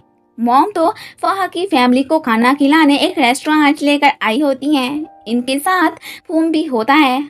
अब ये सभी तो यही चाहते थे कि फाहा और फूम एक साथ में टाइम स्पेंड करें, इसलिए मॉम फूम को फाहा को शॉपिंग कराने के लिए कहती हैं। घर पहुंचकर भी डैड को कॉल करके मॉम का पूछता है तो वो उसे बताते हैं कि वो तो रिजॉर्ट गई हैं। बट पी जब वर्कर को कॉल करके मॉम के आने का पूछता है तो वो उसे बताते हैं कि वो तो इधर आई ही नहीं है। अब तो पी को पक्का इन पे शक होने लगता है कि मॉम तो सीक्रेटली जरूर कोई ना कोई गड़बड़ी कर रही हैं। दूसरी तरफ फूम फहा को एक अच्छा सा परफ्यूम बाय करके देने ही लगता है कि ऊपर से साई को इस प्लेस पर आता देखकर फा तो एक्सक्यूज बनाकर वहां से भागने की करती है एंड फिर मॉम को कॉल करके बता देती है कि साई इसी मॉल में ही आया हुआ है। ये लोग फिर पूम की फैमिली से जल्दी से कोई इमरजेंसी होने का बहाना करके वहां से जाने लगते हैं। फिर फहा के पास आकर उसे लेते ही वहां से भागने की करते हैं। बाद में फहा फिर पूम को भी कॉल करके बता देती है कि एक इमरजेंसी हो गई है तो मैं वापस नहीं आ सकूंगी। इधर ही पूम की भी साई के साथ हेलो हाय हो चुकी होती है। पैसन की नज़र मॉम पे पड़ चुकी होती है जो कि एक स्ट्रेंजर के साथ थी। मॉम तो अब परेशान हो जाती हैं कि कहीं ये मेरे हस्बैंड को सब सच सच बता ही ना दे। सो वो उसके पास आकर रिक्वेस्ट करती हैं कि प्लीज़ इस बारे में मेरी फैमिली को ना बताना। वो भी कह देता है कि डोंट वरी, मैं किसी को कुछ नहीं बताऊंगा, बस जब मुझे आपकी ज़रूरत पड़ेगी तो आपको फिर मेरा काम करना होगा। वो भी फिर उसकी बात पे एग्री कर लेती हैं लेकिन साथ में परेशान भी होती हैं कि पता नहीं ये अपना प्रॉमिस पूरा करेगा भी या नहीं। पैरसिन तो मन ही मन में खुश होने लगता है कि चलो आंट के बहाने ही सही ये तक मैं पहुंच तो पाऊंगा। ग्रैंडमा तो इस बात से काफ़ी दुखी होती हैं कि पता नहीं मेरी बहू को क्या हो गया है, इतनी अच्छी लड़की को ठुकरा कर वो बस फहा जैसी शौकी लड़की के पीछे पड़ी है। अब फिर बाद में फूम जब अपने रूम में आता है तो आगे से ये उस पर बहुत गुस्सा हुई बैठी होती है कि ये लड़का तो फहा को पटाने से भी बाज नहीं आया। बाद में वो उस पे फिर अपना गुस्सा अच्छा खासा निकालती भी है कि तुम्हें शर्म नहीं आती कि डुएन जैसी लड़की के होते हुए तुम दूसरी गर्ल्स पे भी नजर रखते हो। वो मुझे बताता है कि लव तो मैं जस्ट डुएन से ही करता हूँ, फहा के साथ तो मैं बस थोड़े दिन इंजॉय करना चाहता हूँ। इस बात से फूम उस पर और ज़्यादा एंग्री हो जाती है एंड वो फिर बड़ी मुश्किल से उसे खुद की पिटाई लगाने से बचाता है। बाहर मॉम खड़ी इनकी फाइट की आवाज़ें सुन रही होती हैं और मन ही मन में काफ़ी खुश होती हैं कि चलो अच्छा है ये बस ऐसे ही लड़ते रहेंगे और फिर बहुत जल्द ही फूम इस लड़की को डाइवोर्स दे देगा एंड फा फिर घर में आ जाएगी। डैड तो उन्हें इन हस्बैंड एंड वाइफ की चापलूसी करने से मना करते हैं। ये तो बाहर जाकर सोना चाहती थी लेकिन फूम उसे यूं बाहर जाने से मना करता है कि पहले और बात थी, अब मॉम डैड घर आ गए हैं तो तुम्हें अब मेरे साथ ही इसी रूम में ही सोना पड़ेगा। तो अब मजबूरी में ये को उसकी बात माननी ही पड़ती है। फहा से मिलने साय आया होता है। दिन ब दिन उसका लव फहा के लिए बढ़ता ही जा रहा था। अब ये फ्यूचर में क्या रंग लाएगा इसी बात से फहा थोड़ी सी परेशान भी होती है लेकिन उसके मॉम डैड को तो इस बात की कोई फिक्र ही नहीं थी, जैसे कि फ्यूचर में उनके साथ कुछ होना ही नहीं है। ये तो अपने और पूम के बीच में सूटकेस ही रख कर सोती है। यहाँ पर पूम तो उसे चिढ़ाने की काफ़ी कोशिश करता है लेकिन वो भी फिर हार मानने वालों में से नहीं होती। पूम भी ज़बरदस्ती उसे किस कर लेता है। अब इससे पहले कि ये उसकी दुर्गत बनाती, ऊपर से ड्वेन की कॉल आने पर वो फिर खामोश हो जाती है। पूम जब ड्वेन से प्यार भरी बातें करने लगता है तो तब ये को इस पे बहुत गुस्सा आता है कि वैसे देखो ये कैसी बातें कर रहा है एंड हर लड़की से फ्लर्ट करने से बाज भी नहीं आता, इसका तो लाइफ में कुछ बन ही नहीं सकता। उसे यहाँ पर ड्वेन के लिए काफ़ी बैड भी फील होता है। इसको कॉल करने के बाद ड्वेन थाई से बात करती है एंड उसे अपने आने का बता देती है। उसे लग रहा था कि जैसे पूम अब काफ़ी चेंज हो गया होगा बट ये तो थाई ही जानता है कि वो बिल्कुल भी नहीं बदला है। लेकिन वो अब डुएन का दिल बुरा थोड़ी ही ना कर सकता था, इसलिए वो उसे पूम की हरकतों का फिलहाल नहीं बताता। नेक्स्ट डे जब सब एक्सरसाइज कर रहे होते हैं तो ये सीन डैड भी देख लेते हैं एंड काफ़ी हैप्पी होते हैं कि पहले तो कभी मैंने अपने बेटे को जल्दी उठते नहीं देखा, अब देखो ये कितना चेंज हो गया है। उनकी वाइफ साहिबा तो अभी तक उठी नहीं थी। ग्रैंडमा जब उसे बताती हैं कि ये तो सबके लिए ब्रेकफास्ट भी बनाती है, उन्हें तो ये से कोई प्रॉब्लम नहीं थी। जो उनके बेटे को लड़की पसंद थी वो उसे हर हाल में कबूल कर चुके थे। बस ये बात उनकी वाइफ का समझना थोड़ा मुश्किल था। ग्रैंडमा तो अपनी बहू से बड़ी ही तंग होती हैं कि पता नहीं इसकी नेचर क्यों ऐसी है। अब ये सब लोग समझ रहे थे कि मॉम शायद आहिस्ता आहिस्ता ये को कबूल कर लेंगी अब इन्हें क्या पता कि इन मैडम साहिबा ने उल्टा फहा की फैमिली के साथ मिलकर ये को अच्छा खासा तंग करके धक्के मार कर ही घर से भगाने का प्लान बनाया हुआ था। मॉम को जब भी मौका मिलता है वो ये को डिग्रेड करने से बाज नहीं आती। इस बात से ये खुद भी काफ़ी ज़्यादा चिढ़ती है कि पता नहीं मॉम को मुझसे क्या मसला है। दूसरी तरफ पैरासन साहब डैड से मिलने आए होते हैं। बातों ही बातों में वो मॉम के अफेयर चलने का जिक्र भी उनसे कर देता है, लेकिन उन्हें ये शक भी नहीं होने देता कि एक्चुअली में वो उन्हीं की वाइफ की ही बात कर रहा है। मॉम तो डैड से भी कह देती हैं कि मेरा बस नहीं चल रहा, मैं फहा को इसी वक्त ही अपनी बहू बनाकर घर ले आऊं। डैड उसे थोड़ा सब्र करने को कहते हैं एंड साथ में वो उसे ये आइडिया भी देते हैं कि पहले ग्रैंडमा को तो मना लो। जब तक वो फहा को दिल से एक्सेप्ट नहीं करती तब तक कुछ नहीं किया जा सकता। फूम ऑफिस आ गया होता है एंड आजकल वर्क की बजाय उसकी तवज्जो सिर्फ गर्ल्स पर ही थी। इसी बात से थाई उसे थोड़ी बहुत अकल से काम लेने के लिए भी कहता है, लेकिन नहीं, थाई की बातें तो उसके सर के ऊपर से ही गुजर जाती हैं। थाई तो फिर उसे अपने ऑफिस से ही गुस्से से बाहर निकाल देता है कि ये कभी भी नहीं सुधरने वाला। डैड जब अपनी वाइफ को बताते हैं कि पैरसन घर आया था, वो तो फिर परेशान हो जाती हैं कि कहीं उसने इन्हें कुछ बता तो नहीं दिया, बट फॉर्चुनेटली कुछ नहीं बताया होता। अब तो वो एंड टाइम पर मॉम को कॉल करके मिलने के लिए भी बुलवाता है, जो कि जाहिर है अब वो अपने हस्बैंड से एक्सक्यूज बनाकर उससे मिलने जाने लगती हैं। उनकी असिस्टेंट रंग पर तो वैसे ही फूम का नशा चढ़ा होता है। उसे पटाने के लिए वो ड्रेसिंग भी ऐसी करके आती है कि एक दफ़ा तो फूम जैसे प्ले बॉय के होशो हवास से उठ जाते हैं। टर्की कहीं का। I have a question for you guys, क्या ऐसे बॉय रियल लाइफ में भी होते हैं या जस्ट ड्रामों में ही दिखाए जाते हैं? कमेंट्स में ज़रूर बताइएगा। खैर, घर पर मॉम ये को धमका रही होती हैं कि बस तुम चंद दिन ही हमारे घर में मेहमान हो, फिर तो मेरी राज दुलारी प्यारी बहू फहा आ जाएगी। इनकी बातों का तो उस पर कोई असर ही नहीं होता। इससे पहले कि वो ये को और कुछ कहती, ऊपर से डैड आकर उसी की ही साइड लेते हैं एंड उसे वहाँ से जाने को कह देते हैं। और बस क्या था, इस बात पर उनकी अपनी बीवी के हाथों शामत आ जाती है कि तुम्हें इस लड़की की हिमायत करने की क्या ज़रूरत थी। वो फिर उसे काम डाउन रहने के लिए कहते हैं। फिलहाल उनकी प्रॉब्लम जस्ट वहाँ को इस घर में लाने की थी एंड फिर वो अब इस बारे में ग्रैंडमा से बात करने का सोचती हैं। अब जो उनका फैसला होना था वही एक्सेप्ट किया जाना था। एक और वर्कर को रंग की सारी हरकतों का पता था। वो उसे समझाती है कि तुम फूम सर का पीछा छोड़कर अपने वर्क पर तवज्जो दो। वैसे भी अब उनकी अपनी एक वाइफ है और हमारा काम सिर्फ वर्क करना है, ना कि ऑफिस में आकर बॉयज को पटाना। इस बात से रूम का तो फिर पारा ही हाई हो जाता है। फूम बाकायदा फहा को कॉल करके आज अपने साथ लंच करने की ऑफर करता है, जो कि ऑब्वियसली वो खुशी खुशी एक्सेप्ट कर लेती है। उसे तो बस फूम के साथ टाइम स्पेंड करने का मौका चाहिए था। और वो जब इस बारे में मॉम डैड को बताती है तो वो फौरन से उसे फूम से मिलने की इजाज़त दे देते हैं। सिया की एक मेड जो इनके घर में काम करती थी इनकी सारी बातें सुन लेती है और फिर इस बारे में वो सिया को बताने का डिसाइड करती है।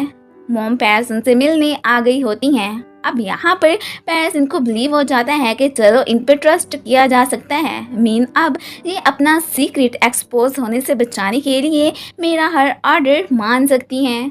दूसरी तरफ मॉम साहिबा ग्रैंडमा से बात करने आई होती हैं कि आप बस थोड़े दिन फहा को टेस्ट करें, फिर आपको पता चल जाएगा कि वो एक अच्छी लड़की है या नहीं। ग्रैंडमा भी कहती हैं ठीक है, मेरी भी फिर एक शर्त है कि तुम भी ये को टेस्ट करो कि वो फहा से भी ज़्यादा अच्छी लड़की है या नहीं। लास्ट पे हम डिसाइड करेंगे कि आखिर फूम की लाइफ में किस लड़की को आना है। फहा तो फूम के पास जाने के लिए रेडी हो गई होती है। रास्ते में उसका सिया से इनकाउंटर होते होते बचता है। फूम तो एक मॉल में आ गया होता है और यहाँ पर उसकी नज़र पड़ती है कि डैड तो एक यंग लड़की के साथ घूम रहे हैं। वो इस बात से काफ़ी ज़्यादा शॉक होता है। सिया घर आ गया होता है। अब मॉम डैड उसे झूठ बोल देते हैं कि फहा तो अपनी ग्रैंडमा से मिलने गई है। इस बात से वो फिर सैड हो जाता है। तो इस बात के लिए फहा के पेरेंट्स को उससे अपोलोजाइज भी करना पड़ता है कि वो तुम्हें बिना बताए ही चली गई। डैड भी अब फूम को देख चुके होते हैं अब वो तो इस बारे में मॉम को ना ही बताने का कहते हैं। अब मजबूरी में फूम उनकी बात मान तो लेता है, लेकिन साथ में उसे मॉम के लिए काफ़ी बैड भी फील हो रहा होता है। अब इससे पहले कि वो मज़ीद बात करते, ऊपर से फ़हा वहाँ पर आ जाती है, तो डैड जल्दी से फिर वहाँ से जाने की करते हैं। मॉम ने फ़हा को घर लाने का कहा था, इसीलिए वो फिर अब उसे अपने घर लेकर आ गया होता है। फ़हा तो बाकायदा ग्रैंडमा से भी मिलने जाती है। उन्हें तो ये लड़की बिल्कुल भी अच्छी नहीं लगी थी, लेकिन बस अपनी खड़ूस बहू की खातिर उन्हें इसका टेस्ट करना ही था। मेड्स जब ये को बताती हैं कि फूम फ़हा को घर लेकर आया है, तो इस बात से उसे काफ़ी बुरा लगता है कि ये ठरकी बाज नहीं आने वाला। एंड वो तो फिर आकर अपना सारा गुस्सा फूम पे निकालने लगती है कि तुम्हें शर्म नहीं आती, जुएन के होते हुए किसी और लड़की से चक्कर चलाते हो। अब बड़ी मुश्किल से वो उसे कंट्रोल करता है। फूम अपने डैड को लेकर परेशान था, तो ये बात ये भी नोट कर लेती है एंड उससे यूं सैड होने का रीज़न पूछती है। वो उसे एक शर्त पे ये बात बताने को राज़ी होता है कि इसके बारे में किसी को ना बताना।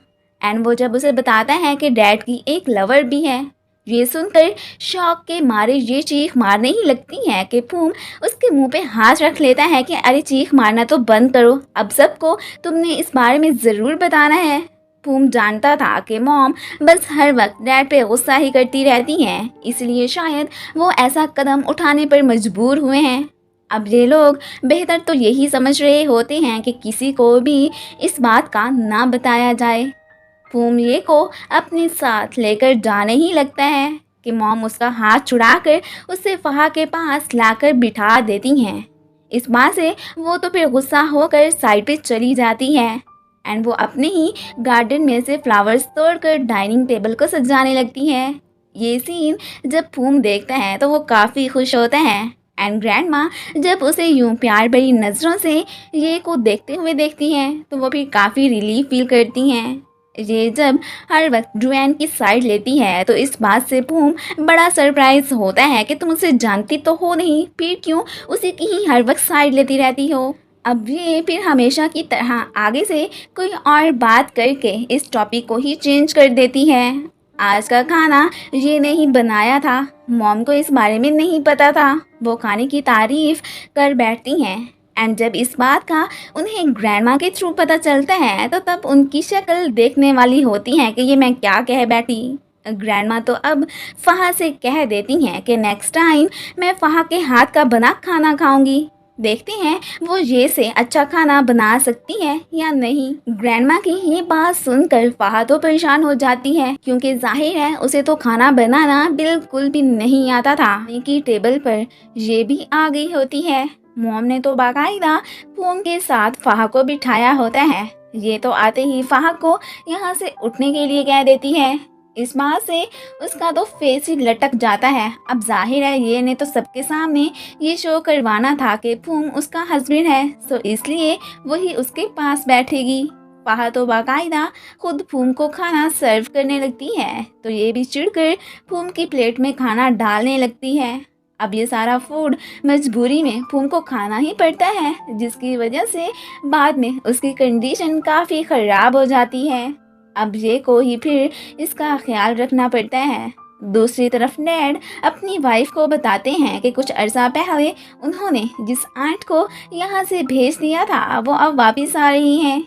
ये सुनकर मॉम तो परेशान हो जाती हैं, क्योंकि जाहिर है उनके आने से उनकी आज़ादी जो ख़त्म हो जानी थी, वो अपने हस्बैंड को तो बेवकूफ़ बनाई फिर रही हैं। आंट के हाथों वो पकड़ी भी तो जा सकती हैं। फ़हा के साथ मॉम उसी के घर ही आ गई होती हैं। अब ये सभी सैड थे कि पता नहीं ग्रैंडमा को क्या मसला है, वो ये मीन डू एंड से इतनी अटैच क्यों हो गई हैं। अगर हम उनके खिलाफ जाएंगे तो इनहेरिटेंस में से हमें कुछ नहीं मिलेगा। ये एक अहम प्रॉब्लम थी जिसको वो सॉल्व नहीं कर पा रहे थे।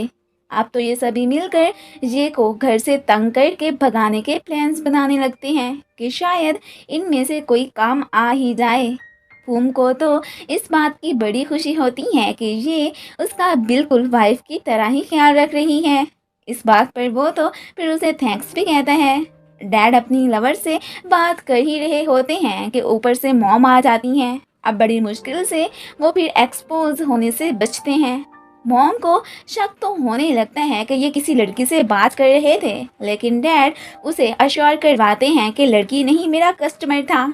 सो वो भी फिर इनकी बात पे बिलीव कर ही लेती हैं। अभी के लिए तो वो झूठ बोलकर बच गए थे, लेकिन आखिर कब तक वो अपने अफेयर को छुपा कर रख सकते हैं। जब मॉम को इस बात का पता चलेगा फिर इनकी शामत तो आनी ही है। फूम डैड को लेकर अलग से परेशान होता है कि कम से कम उन्हें मॉम को ही धोखा नहीं देना चाहिए। अगर वो उनके बिहेवियर से तंग आए हुए हैं तो एक दफ़ा वो इस बात का उनसे जिक्र तो करें। खैर इन बातों को छोड़कर वो ये शुक्र मनाने लगता है कि ये ने आज बिस्तर पर कोई हथियार वगैरह नहीं रखा है। एंड उसे फिर वो छेड़ने लगता है कि वो भी फिर आगे से अपना एक मोटा सा डंडा दिखाती है। तो तब जाके वो फिर उससे दूर होके लेटता है। उसे यूं करता देखकर ये की तो फिर हंसी ही निकल जाती है। आंट घर आ गई होती हैं। मॉम की यही कोशिश होती है कि वो यहाँ से चली जाए। वो उन्हें अपने हस्बैंड के बारे में बुरी बातें करके डरा के वहाँ से भगाने की बहुत ट्राई करती हैं, लेकिन वो चाहे जो कह लेती वो भी वहाँ से बिल्कुल ही नहीं जाने वाली थी। ये तो आज फूम के ऑफिस ही आई होती है। उसे पता चल जाता है कि रंग के इरादे फूम को लेकर अच्छे नहीं हैं। आज तो वो रंग को खुद के लिए कॉफ़ी बनाने का ऑर्डर भी करती है। वो तो गुस्से में कॉफ़ी में शुगर की बजाय सॉल्ट डाल देती है। ये सब एक वर्कर खड़ी देख रही होती है एंड सोचने लगती है कि आज ये किसकी शामत आने वाली है। बट जब रंग जे को अपनी बनाई हुई स्पेशल कॉफ़ी पीने के लिए देती है तो वो भी उल्टा उसे ही ये पिला देती है। ये सीन जब वर्कर देखती है वो तो फिर स्माइल करने लगती है कि अब आइंदा ये किसी के साथ कुछ गलत करने का नहीं सोचेगी, इसकी तो अच्छी शामत आई है।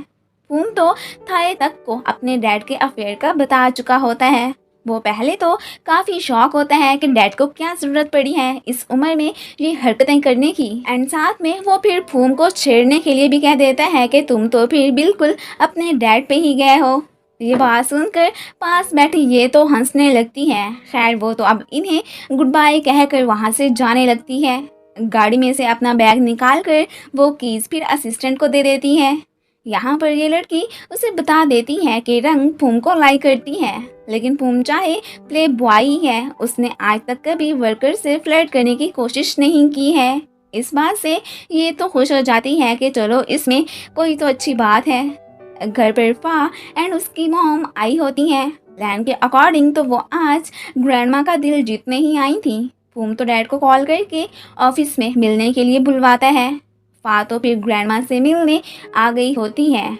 ग्रैंडमा को खुश करने के लिए मॉम फा को उनकी फेवरेट डिश बनाने के लिए कह देती हैं।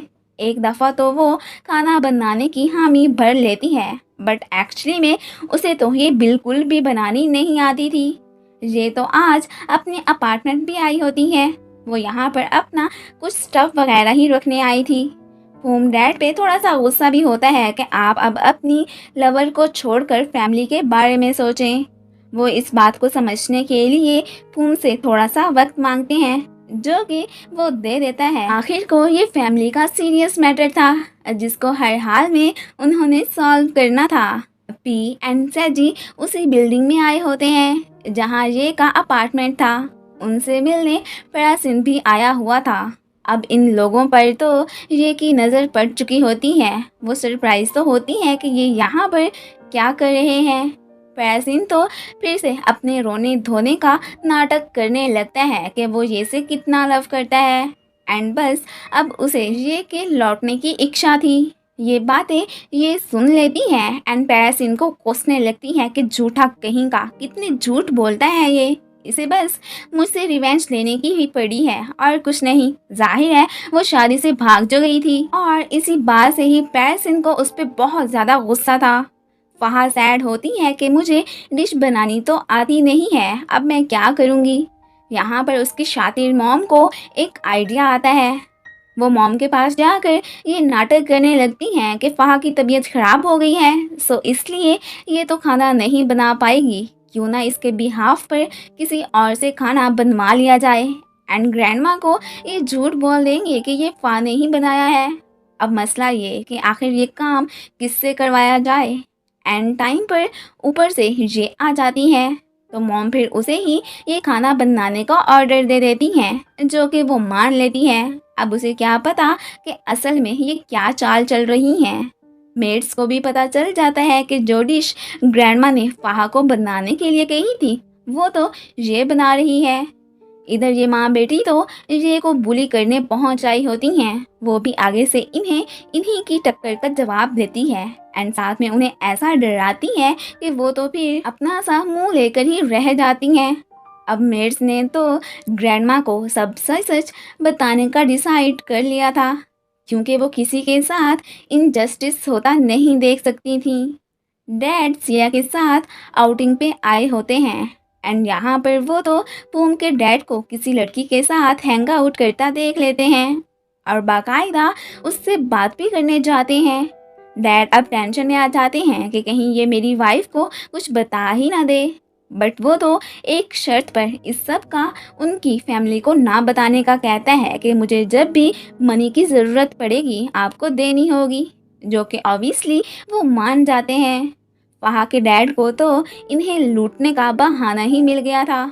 ये ने खाना मॉम के सामने लाकर रख दिया होता है, जो कि जाहिर है अब फाहा ने ग्रैंडमा के पास ले जाना था। वो तो ये से इस डिश को बनाने का तरीका भी पूछ लेती हैं, ताकि ग्रैंडमा जब इनसे कोई क्वेश्चन पूछें तो ये लोग फिर इजीली उन्हें जवाब दे सके। खाने की टेबल पर मॉम ग्रैंडमा के सामने ऐसे शो करने लगती हैं कि जैसे ये सब खाना फाहा ने बनाया है, बट उन्हें तो मेड्स के थ्रू पता चल चुका था कि एक्चुअली में ये ने बनाया है। सो वो इनकी तारीफ करने की बजाय ये की करती हैं। इस सब से तो फिर इन सब की शक्लें देखने वाली होती हैं।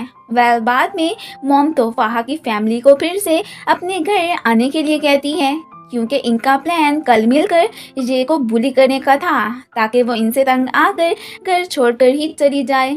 रात को पूम जब घर आता है तो वो डैड से ठीक से बात ही नहीं करता। मॉम नोट तो कर लेती हैं कि इन बाप बेटे में जरूर कोई बात हुई होनी है जो ये ऐसे रिएक्ट कर रहे हैं। अब जाहिर है वो दोनों उन्हें तो कुछ नहीं बताते। ये सीन ये भी खड़ी देख रही होती है।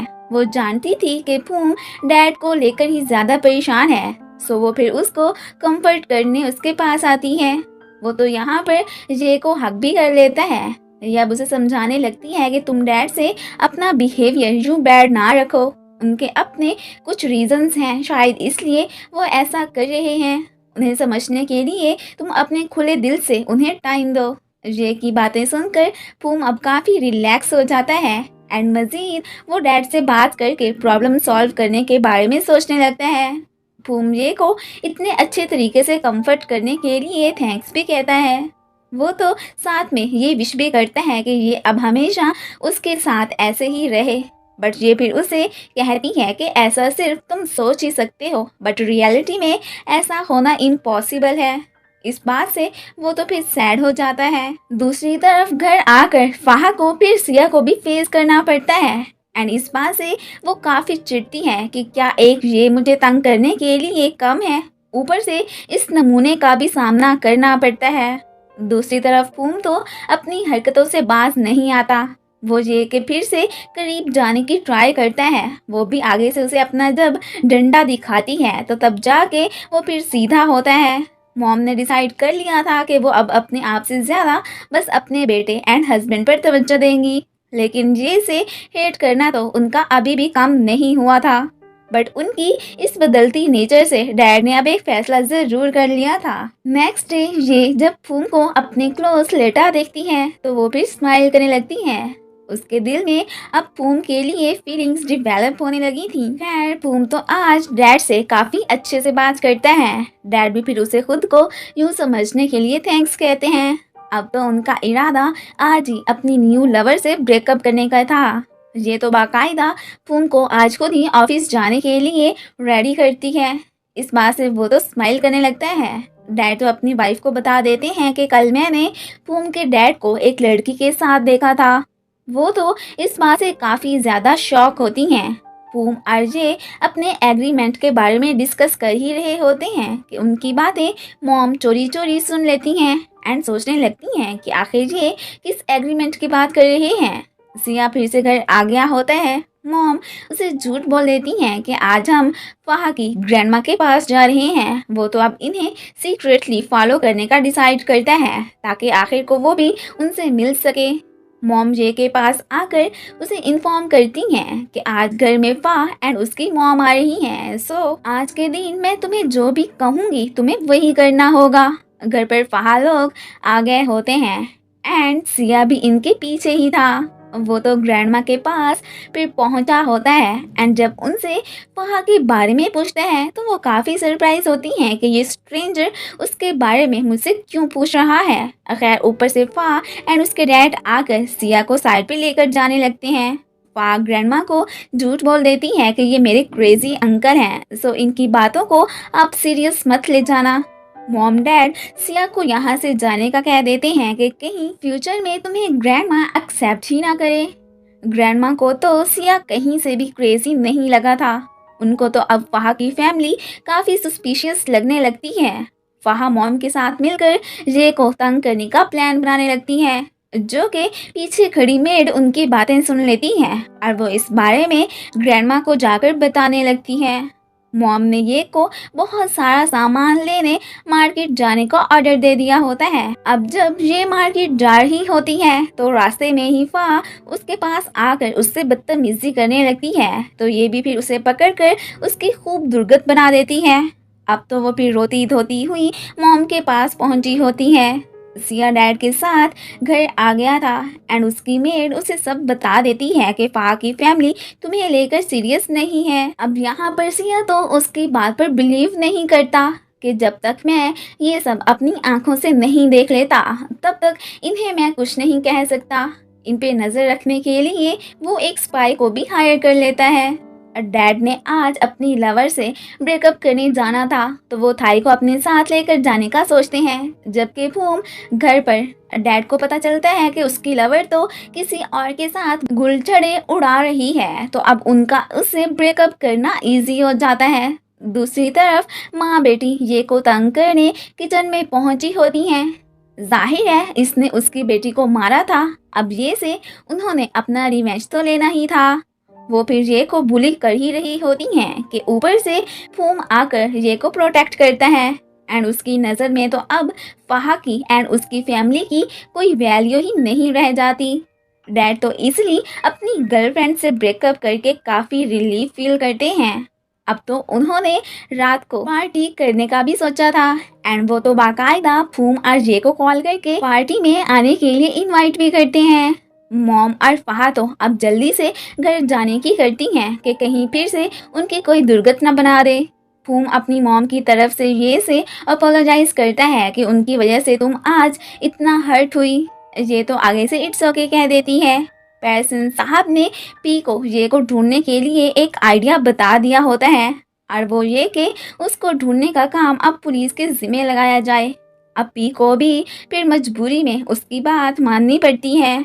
मॉम को जब पता चलता है कि उसका बेटा रे के साथ पार्टी करने गया है तो वो काफ़ी ज़्यादा इस बात पे चिढ़ जाती हैं। थाई डैड फूम और रे तो एक साथ में काफ़ी ज़्यादा इंजॉय करते हैं। मॉम फूम की मॉम से झूठ बोल देती हैं कि ये ने मुझे मारा था, सो मैं और फाह घर आ गए। इस बात से मॉम का तो गुस्सा अब रे के लिए और ज़्यादा बढ़ जाता है। रे का इनकाउंटर पी से हो चुका होता है। वो उसे घर आने के लिए कहता है बट रे अभी वापस आने के लिए तैयार नहीं थी। वो पी को चंद दिन और उसका वेट करने के लिए कहती है। अब ये तीनों तो रात को चोरी चोरी घर में घुसने लगते हैं कि कहीं इनका टकराव मॉम से ना हो जाए, बट वो तो इन्हें बाकायदा रंगे हाथों पकड़ चुकी होती हैं। फूम और डैड की फिर मॉम के हाथों अच्छी खासी शामत भी आ जाती है। मॉम तो अपना फैसला सुना देती हैं कि कल या तो तुम ये मीन डू एन को चूज करोगे या फिर मुझे एंड फाह को। इस बात से फूम फिर काफ़ी परेशान हो जाता है। थाई अलग से स्ट्रेस में होता है कि अगर फूम ये को लाइक करने लग गया तो फिर डू एन का क्या बनेगा। फूम को परेशान देखकर ये फिर उसे तसल्ली देती है। अब उसे तो फूम की सारी प्रॉब्लम्स एंड फैमिली का पता चल गया था, बट अभी तक ये ने फूम को अपनी सैड स्टोरी का नहीं बताया था।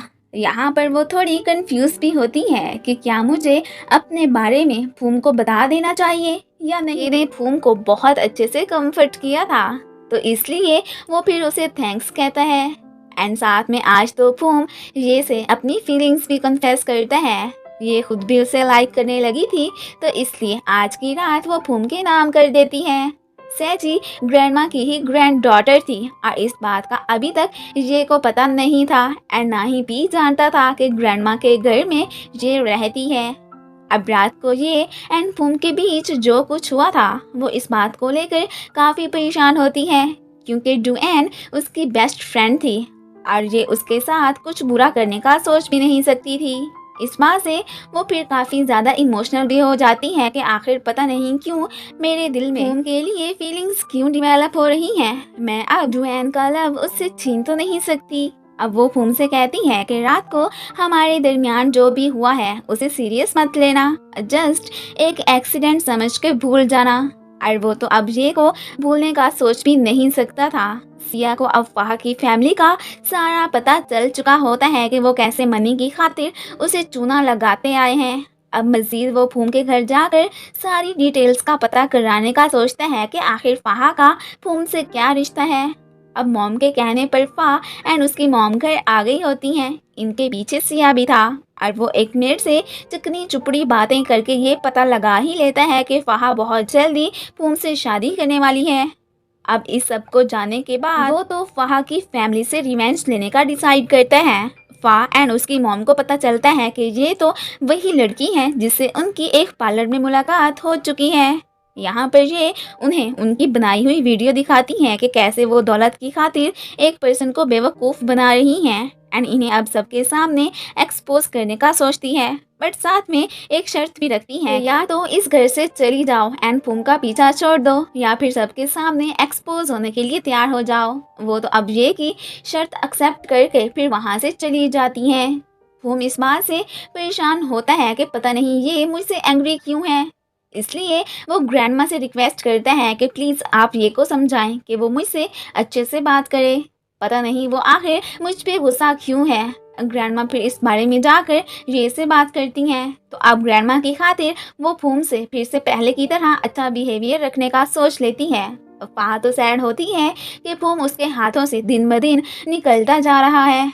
अब यहाँ पर पूरी फैमिली को फिर एक आइडिया आता है कि अगर ये के पास हमारे अगेंस्ट एविडेंस है तो हमारे पास भी तो डैड का सीक्रेट मौजूद है।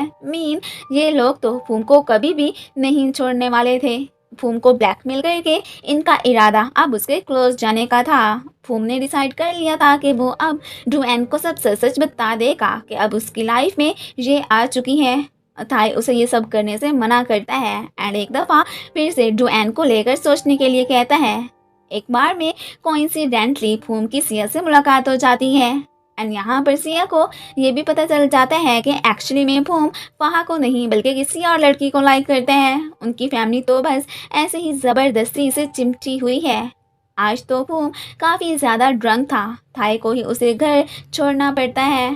डैड तो ये को फूम को संभालने का कहकर रूम से चले जाते हैं। अब उसे ही फिर इसकी केयर करनी पड़ती है। अब ग्रैंडमा के कहने पर जे को फूम को कुकिंग भी सिखानी पड़ती है। ग्रैंडमा चोरी चोरी जब इन दोनों को साथ में देखती हैं तो काफ़ी हैप्पी होती हैं।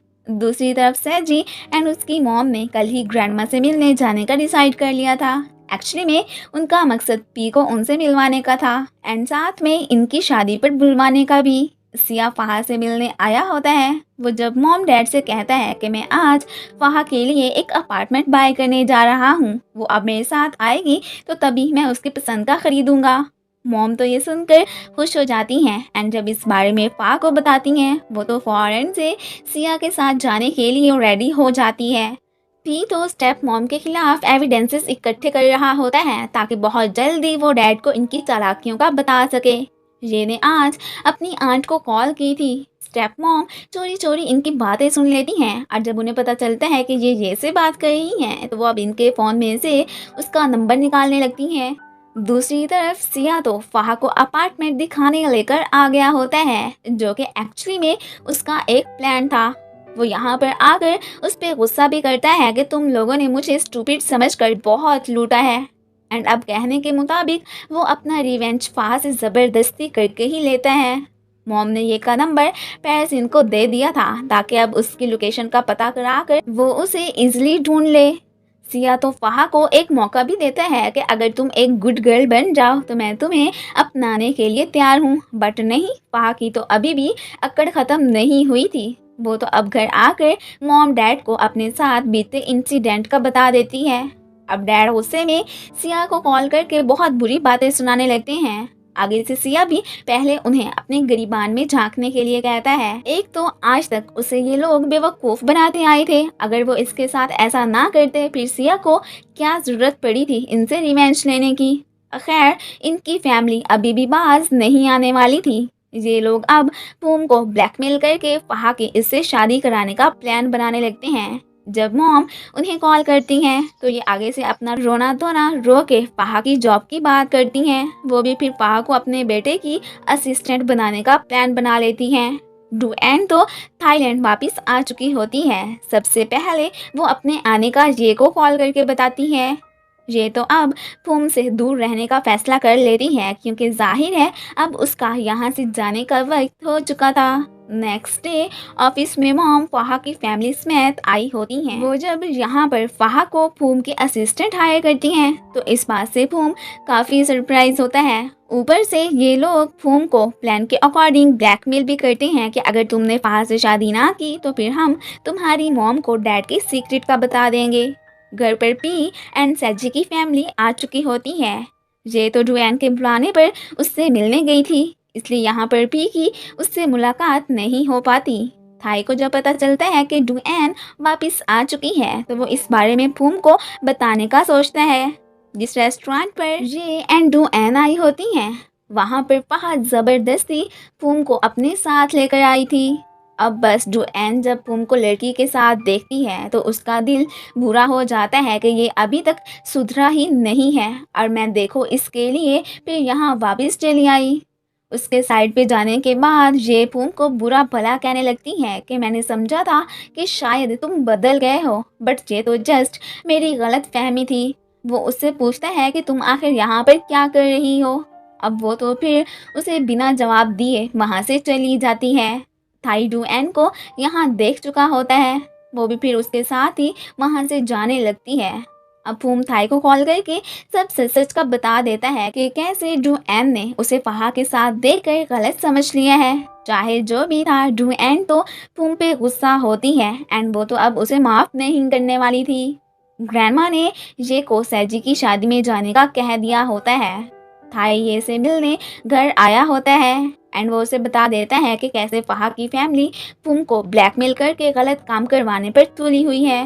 अब ये दोनों फूम और डुएन के बीच होने वाली मिसअंडरस्टैंडिंग को ख़त्म कराने के बारे में सोचने लगते हैं और इन दोनों की यहाँ पर एक मेड वीडियो भी बना लेती है जो कि मॉम की ही चमची थी। मॉम का इरादा था कि ये सैजी की वेडिंग में ना जाए, बट अब तो ये पक्का इरादा कर लेती है कि आप जो कर लें मैं तो अब वहाँ ज़रूर जाऊंगी। इस बात से मॉम को फिर उस पर गुस्सा आ जाता है। ऊपर से मेड जब थाई एंड जे की वीडियो इन्हें आकर दिखाती हैं तो ये देखकर वो काफ़ी सरप्राइज होती हैं। ये फूम को कॉल करती है बट आगे से वो तो उसकी कॉल ही पिक नहीं करता। इस बात से अब वो परेशान हो जाती है कि पता नहीं ये लड़का कहाँ चला गया है। फूम को तो फ़हा बाकायदा एक बार में लेकर आई होती है एंड यहाँ पर वो उसे इतनी ज़्यादा वाइन पिलाती है कि वो तो टुन्नी हो जाता है। अब उसकी फैमिली फिर फूम को अपने ही घर लेकर आ गई होती है। इनका घिनौना प्लान फ़हा की फूम के साथ फोटोज बनाना था ताकि वो इसकी फैमिली को दिखा सकें कि उनके बेटे ने उनकी बेटी के साथ क्या गलत हरकत की है एंड फिर तो फ़हा की पक्की फूम से शादी हो जाएगी। नेक्स्ट डे वो फिर से अपने प्लान के अकॉर्डिंग अपना बनाया हुआ सीन फूम के मॉम डैड को दिखाते हैं। अब उनका तो फ़हा को एक्सेप्ट करना लाजिम ही हो जाता है। फ़हा भी आगे से अपना ऐसा रोना धोना रोती है कि मॉम उस पर बिलीव कर ही लेती हैं। फूम खुद शॉक होता है कि मैंने कुछ गलत नहीं किया है तो ये मुझ पे इल्ज़ाम क्यों लगा रही है। दूसरी तरफ हमें पी एंड सैजे की इंगेजमेंट सेरेमनी का सीन दिखाया जाता है जहां पर पी के मॉम डैड भी आ चुके होते हैं। ग्रैंडमा रेडी होकर फंक्शन में जाने ही लगती हैं कि ऊपर से फ़हा की फैमिली भी वहां पर आ जाती है। मॉम ने बाकायदा फाहा को भी अपने साथ सेरेमनी में ले जाने का प्लान बना लिया हुआ था। खैर ग्रैंडमा तो अलग से फूम एंड जे के साथ जाने का सोचती हैं। प्राचीन साहब भी आज के फंक्शन में इनवाइटेड थे। अब फिर मॉम डैड फाहा की फैमिली के साथ मेन पॉइंट पर पहुंच आए होते हैं। ये को तो इधर ही आकर पता चलता है कि सैजी की एक्चुअली में उसी के भाई के साथ ही इंगेजमेंट हो रही है। वो तो अब फंक्शन में ना जाने के एक्सक्यूजेस बनाने लगती है कि कोई मुझे वहाँ पर देख ना ले। अब पेट में दर्द होने का बहाना बनाकर वो तो फिर साइड पे चली जाती है। पी तो फिर ग्रैंडमा का वेलकम करता है। ये फिर चुपके चुपके से इनकी रस्में वगैरह होते देखने लगती हैं।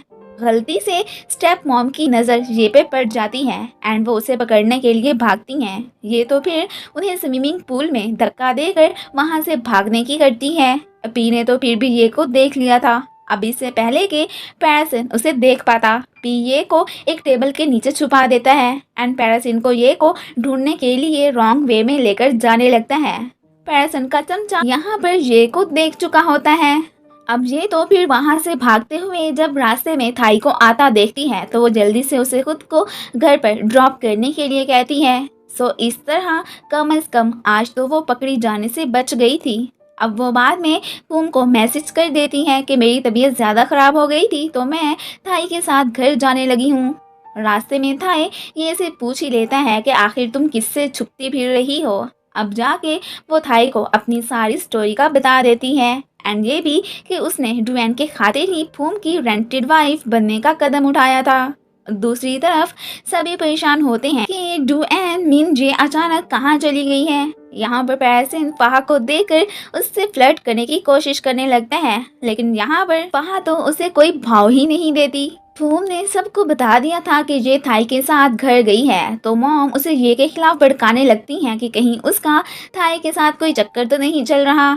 ये पहले तो डुएन से मिलने जाती है। वो तो अभी भी फूम को लेकर सैड थी बट फिर भी उसने फूम को माफ करने का डिसाइड नहीं किया था। ऑफिस में एक वर्कर जिसका नाम म्याऊ होता है वो ये को कॉल करके बताती है कि मॉम ने फाहा को फूम की असिस्टेंट बना दिया है। एक अच्छी गर्ल होने के नाते उसने इस बारे में फूम की वाइफ को आगाह करना मुनासिब समझा था। अब इधर ही ये सब फैमिली फिर घर आ गई होती है। मॉम तो फूम को वो वाला क्लिप भी दिखाती है जिसमें थाई एंड जे इकट्ठे खड़े थे। अब उसे फिर शक होने लगता है कि आखिर इन दोनों का क्या सीन चल रहा है। वो इस बारे में ये से आकर बात करता है। अब ये उसे अश्योर करवाने लगती है कि तुम्हें कोई गलत फहमी हुई है, वो जस्ट मेरा फ्रेंड है। वो फिर भी अब जेलिसी में आकर ये से ज़बरदस्ती करने लगता है कि तुम्हें समझ क्यों नहीं आती है कि मैं तुम्हें सच में लाइक करता हूँ, फिर भी तुम ऐसी हरकतें करती फिर रही हो। ये अब उसे फिर धकेल के साइड पे कर देती है। वो अब गुस्से में वहाँ से चला जाता है। ये को पता था कि अब फाहा को फूम से दूर रखने के लिए ग्रैंडमा की ही हेल्प ली जा सकती है। वो फिर उनके पास जाकर उन्हें सब बता देती हैं कि कैसे मॉम ने फाहा को फूम के असिस्टेंट बना दिया है। मॉम तो यहाँ पर फाहा से निपटने के लिए उसे आइडियाज़ देने लगती हैं। रात को फूम एंड फाहा दोनों ही एक दूसरे पे गुस्सा होते हैं तो इसी वजह से ये दोनों एक दूसरे से बात भी नहीं करते। नेक्स्ट डे पैरासिन को ये की लोकेशन का पता चल गया होता है एंड वो अपने फ्रेंड के साथ उसे ढूंढने वहाँ जाने का प्लान बनाने लगता है। फा तो आज फिर सबसे पहले ही ऑफिस पहुँची होती है। ग्रैंडमा की सपोर्ट होते हुए ये भी यहाँ पर आ चुकी थी और वो फाहा को आते ही जॉब से फायर कर देती है और बस इसी बात से इन दोनों के आर्ग्यूमेंट्स स्टार्ट हो जाते हैं। अब फाहा साहिबा भी हार मानने वालों में से नहीं थी। वो इसकी शिकायत लगाने फिर घर जाने लगती है। फूम थाई से ये को लेकर नाराज होता है तो यहाँ पर फिर थाई उसे कहता है कि तुम्हें जेलस फील करने की ज़रूरत नहीं है, वो मेरी जस्ट फ्रेंड है एंड वैसे भी मैं किसी और को लाइक करता हूँ, उसके बारे में मैं तुम्हें बाद में बताऊँगा। अब फूम उसकी बात पे बिलीव कर लेता है। फाहा मैडम तो अब मॉम के पास पहुँची होती है एंड यहाँ पर वो उन्हें अब अपने घर रखने की बात करती है तो वो भी उसे बाकायदा घर में ठहराने के लिए मान जाती हैं। प्राचीन अब ये की लोकेशन का पता कराकर फूम के घर के बाहर पहुंचा होता है एंड कोइंसिडेंटली उसकी मुलाकात फाहा से हो जाती है और बस ये तो उसी से ही ये की फोटो दिखाकर पूछने लग जाता है कि तुम इस लड़की को जानती हो। अब तो फाहा को पैरासिन से ये की सारी हकीकत का भी पता चल गया था। वो अब कम्प्लीटली ये को डिस्ट्रैक्ट करने का प्लान बनाने लगती है लेकिन उसके बारे में अभी वो पैरासिन को मज़ीद इन्फॉर्मेशन नहीं देती। मॉम अपने लवर से मिलने आई होती हैं और यहाँ पर पी का स्पाई इनकी वीडियो बना लेता है। घर पर मॉम सबको बता चुकी थी कि आज से वह हमारे घर में रहेगी और इसके साथ जो फूम ने किया है उसकी बिना पर अब वही इससे शादी करेगा। इस बात का अब तो ये को भी पता चल गया था। वो फिर ग्रैंडमा को जाकर बता देती है कि देखें फूम अभी तक सुधरा नहीं है, उसने फहा के साथ कुछ गहरे ही ताल्लुकात बना लिए हैं। अब ग्रैंडमा को ना सिर्फ अपनी फैमिली पे बल्कि फहा पे भी गुस्सा आता है। वो तो उसे यहाँ ठहराने के हक में बिल्कुल भी नहीं थी, बट मॉम भी उसे यहाँ से कहीं नहीं भेजने वाली थी। प्रासन पी को बता देता है कि मुझे ये का पता चल गया है। अब यहाँ पर वो परेशान हो जाता है कि कहीं वो इसके हाथों चढ़ ही ना जाए। बाद में जब फूम साहब घर आते हैं तो आज ग्रैंडमा के हाथों उसकी दुर्गत बन जाती है कि तुम्हारी वजह से हमें फहा को घर में ठहराना पड़ रहा है। वो भी अब इस बात से परेशान हो जाता है कि ये हमारे घर में जो भी प्रॉब्लम्स चल रही हैं आखिर ये कब ख़त्म होंगी। ये मॉम को फहा की सच्चाई का बताती भी है, बट वो तो इस पे बिलीव ही नहीं करती। फूम को तो खुद पे बिलीव था कि मैंने फहा के साथ कुछ गलत नहीं किया है, एंड उसकी बात पे डैड एंड थाई भी यकीन कर ही लेते हैं। पी को स्पाई के थ्रू अपनी स्टेप मॉम के करतूतों का पता चल चुका था। वो बस अब ये वाला मसला हल करके इस बारे में डैड को बताने जाने का डिसाइड करता है।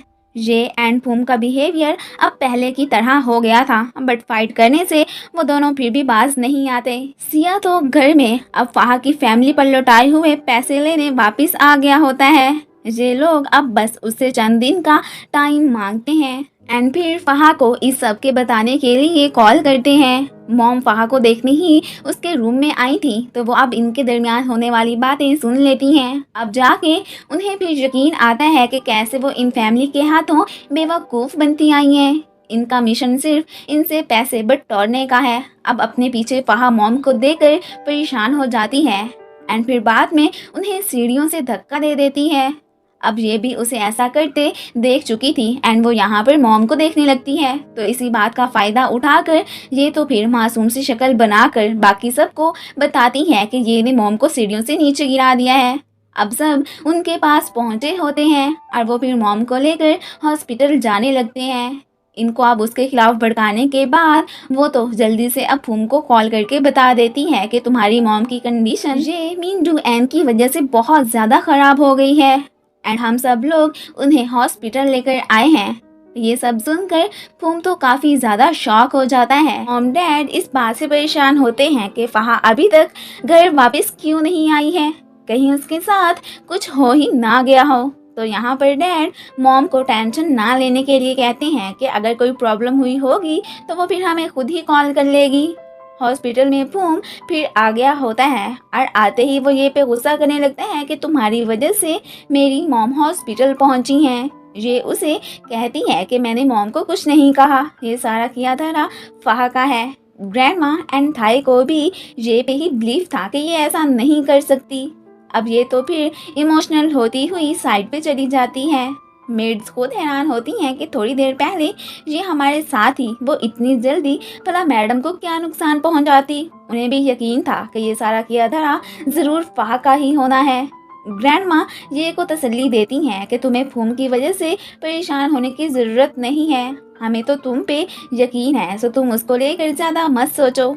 इधर डॉक्टर डैड एंड फूम को बता रहे होते हैं कि पेशेंट की हालत काफ़ी सीरियस है, फिलहाल उनके होश में आने के कम ही चांसेस हैं। अब जब तक उन्हें होश नहीं आना था तब तक ये वाला मसला तो हल नहीं होने वाला था।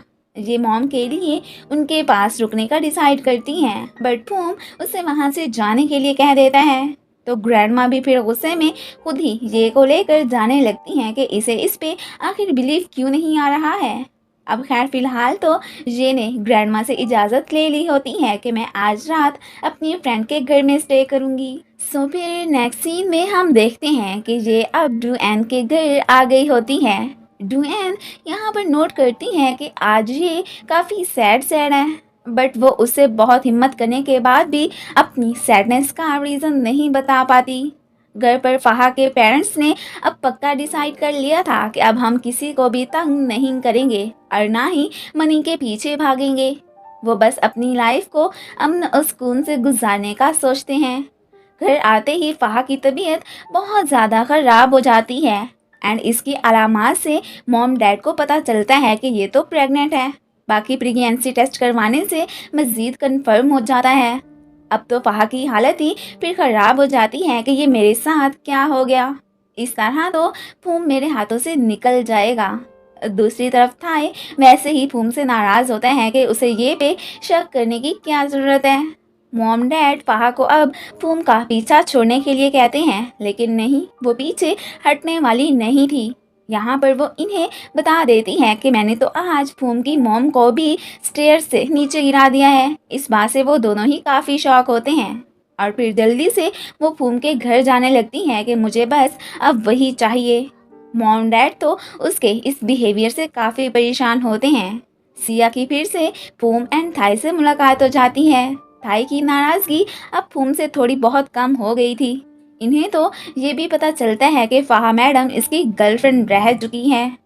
फ़हा आज फूम को सीड्यूस करने के फुल मूड में होती है, लेकिन वो तो उसे कोई भाव ही नहीं देता कि मैं बेशक ये से नाराज़ हूँ, बट मेरे दिल में सिर्फ वही है। सो अब तुम्हें मेरे क्लोज आने की कोई ज़रूरत नहीं है। अब तो फिर फ़हा जल्दी से पैरासिन को कॉल करके कल फूम के घर पहुंचने के लिए कहती है कि वहीं पर ये मौजूद है और तुम उसे आकर ले जाना। अब पैरासिन तो खुश हो जाता है कि अब मैं बहुत जल्दी ये से मिलूंगा। फ़हा को तो कोई मेड भाव ही नहीं देती। इस बात से वो फिर और ज़्यादा गुस्सा हो जाती है। नेक्स्ट डे फूम के साथ साथ ये भी घर आ गई होती है। डुएन का इरादा थाई एंड जे के दरमियान रिलेशनशिप स्टार्ट करवाने का था और खुद वो तो इस बात से ही अनजान थी कि एक्चुअली में थाई तो उसे ही लाइक करता है। हॉस्पिटल में फूम फ़हा को लेकर आ गया होता है एंड यहाँ पर मॉम को उसके हवाले करके डैड एंड फूम फिर घर जाने लगते हैं। दूसरी तरफ मॉम डैड के पास घर पर सिया आ चुका होता है और जब यहाँ पर उसे पता चलता है कि फ़हा उसकी वजह से प्रेग्नेंट है, वो तो इस बात से काफ़ी ज़्यादा शॉक होता है। अब वो तो अपने दिल के साथ ही फ़हा को अपनाने के लिए तैयार था और ये सभी उसके पास जाने का सोचने लगते हैं। हॉस्पिटल में फ़हा तो मॉम को आज मारने के फुल मूड में होती है। वो यहाँ पर एक पिलो उठाकर उनका गला दबाने ही लगती है कि फिर तभी उसे पैरासिन की कॉल आ जाती है। इस तरह मॉम को कोई भी नुकसान नहीं पहुँचता, बट यहाँ पर उन्हें होश आ चुका था। पैरासिन तो फ़हा को फूम के घर आने के लिए कहता है। अब इन दोनों के दरमियान होने वाली सारी बातें मॉम सुन लेती हैं कि ये खड़ूस ये को नुकसान पहुंचाने वाली है। फ़हा तो अब फिर जल्दी में वहां से चली जाती है। घर पर ये की कंडीशन काफ़ी ख़राब होती है। उसे तो यहाँ पर शक होने लगता है कि कहीं मैं प्रेग्नेंट तो नहीं हूँ और वो तो अब इस घर से जाने का ही प्लान बना लेती है। मॉम जल्दी से अब फूम को कॉल करती हैं एंड उसे सब बता देती हैं कि मुझे फ़हा ने धक्का दिया था, ये ने नहीं। एंड साथ में उसे जल्दी से घर जाने के लिए भी कहती हैं कि ये की जान खतरे में है। वो तो अब फिर जल्दी से घर जाने लगता है। इधर ये लोग ये को प्लान के अकॉर्डिंग पकड़ने के लिए पहुंचे होते हैं। अब फिर वहाँ पर सारी फैमिली इकट्ठी हो जाती है।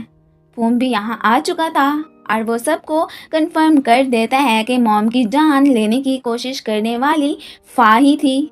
अब इससे पहले कि वो उसे पुलिस के हवाले करते, यहाँ पर फ़हा के मॉम डैड आ जाते हैं और वो पूरी फैमिली से अपोलोजाइज करके फ़हा को फिर वहाँ से लेकर जाने लगते हैं। अब तो फूम ने पूरी फैमिली को ये के ट्रूथ बताने का डिसाइड कर लिया था। वो सबको वेट करने का कहकर ये को साइड पे लेकर जाता है। उसका इरादा डुएन को यहाँ पर बुलाने का था। ये उसे ये सब करने से मना करती है कि अभी इस सब का टाइम नहीं है, सो तुम रहने दो। लेकिन फूम फिर भी जल्दी से थाई को कॉल करके डुएन को घर लेकर आने के लिए कह देता है। एंड साथ में उसने सोच लिया था कि वो अब डुएन को भी ये बता देगा कि अब वो जस्ट ये को ही लाइक करता है एंड फिर उससे ब्रेकअप कर लेगा। फ़हा के बने बनाए सारे प्लान्स नाकाम हो चुके थे।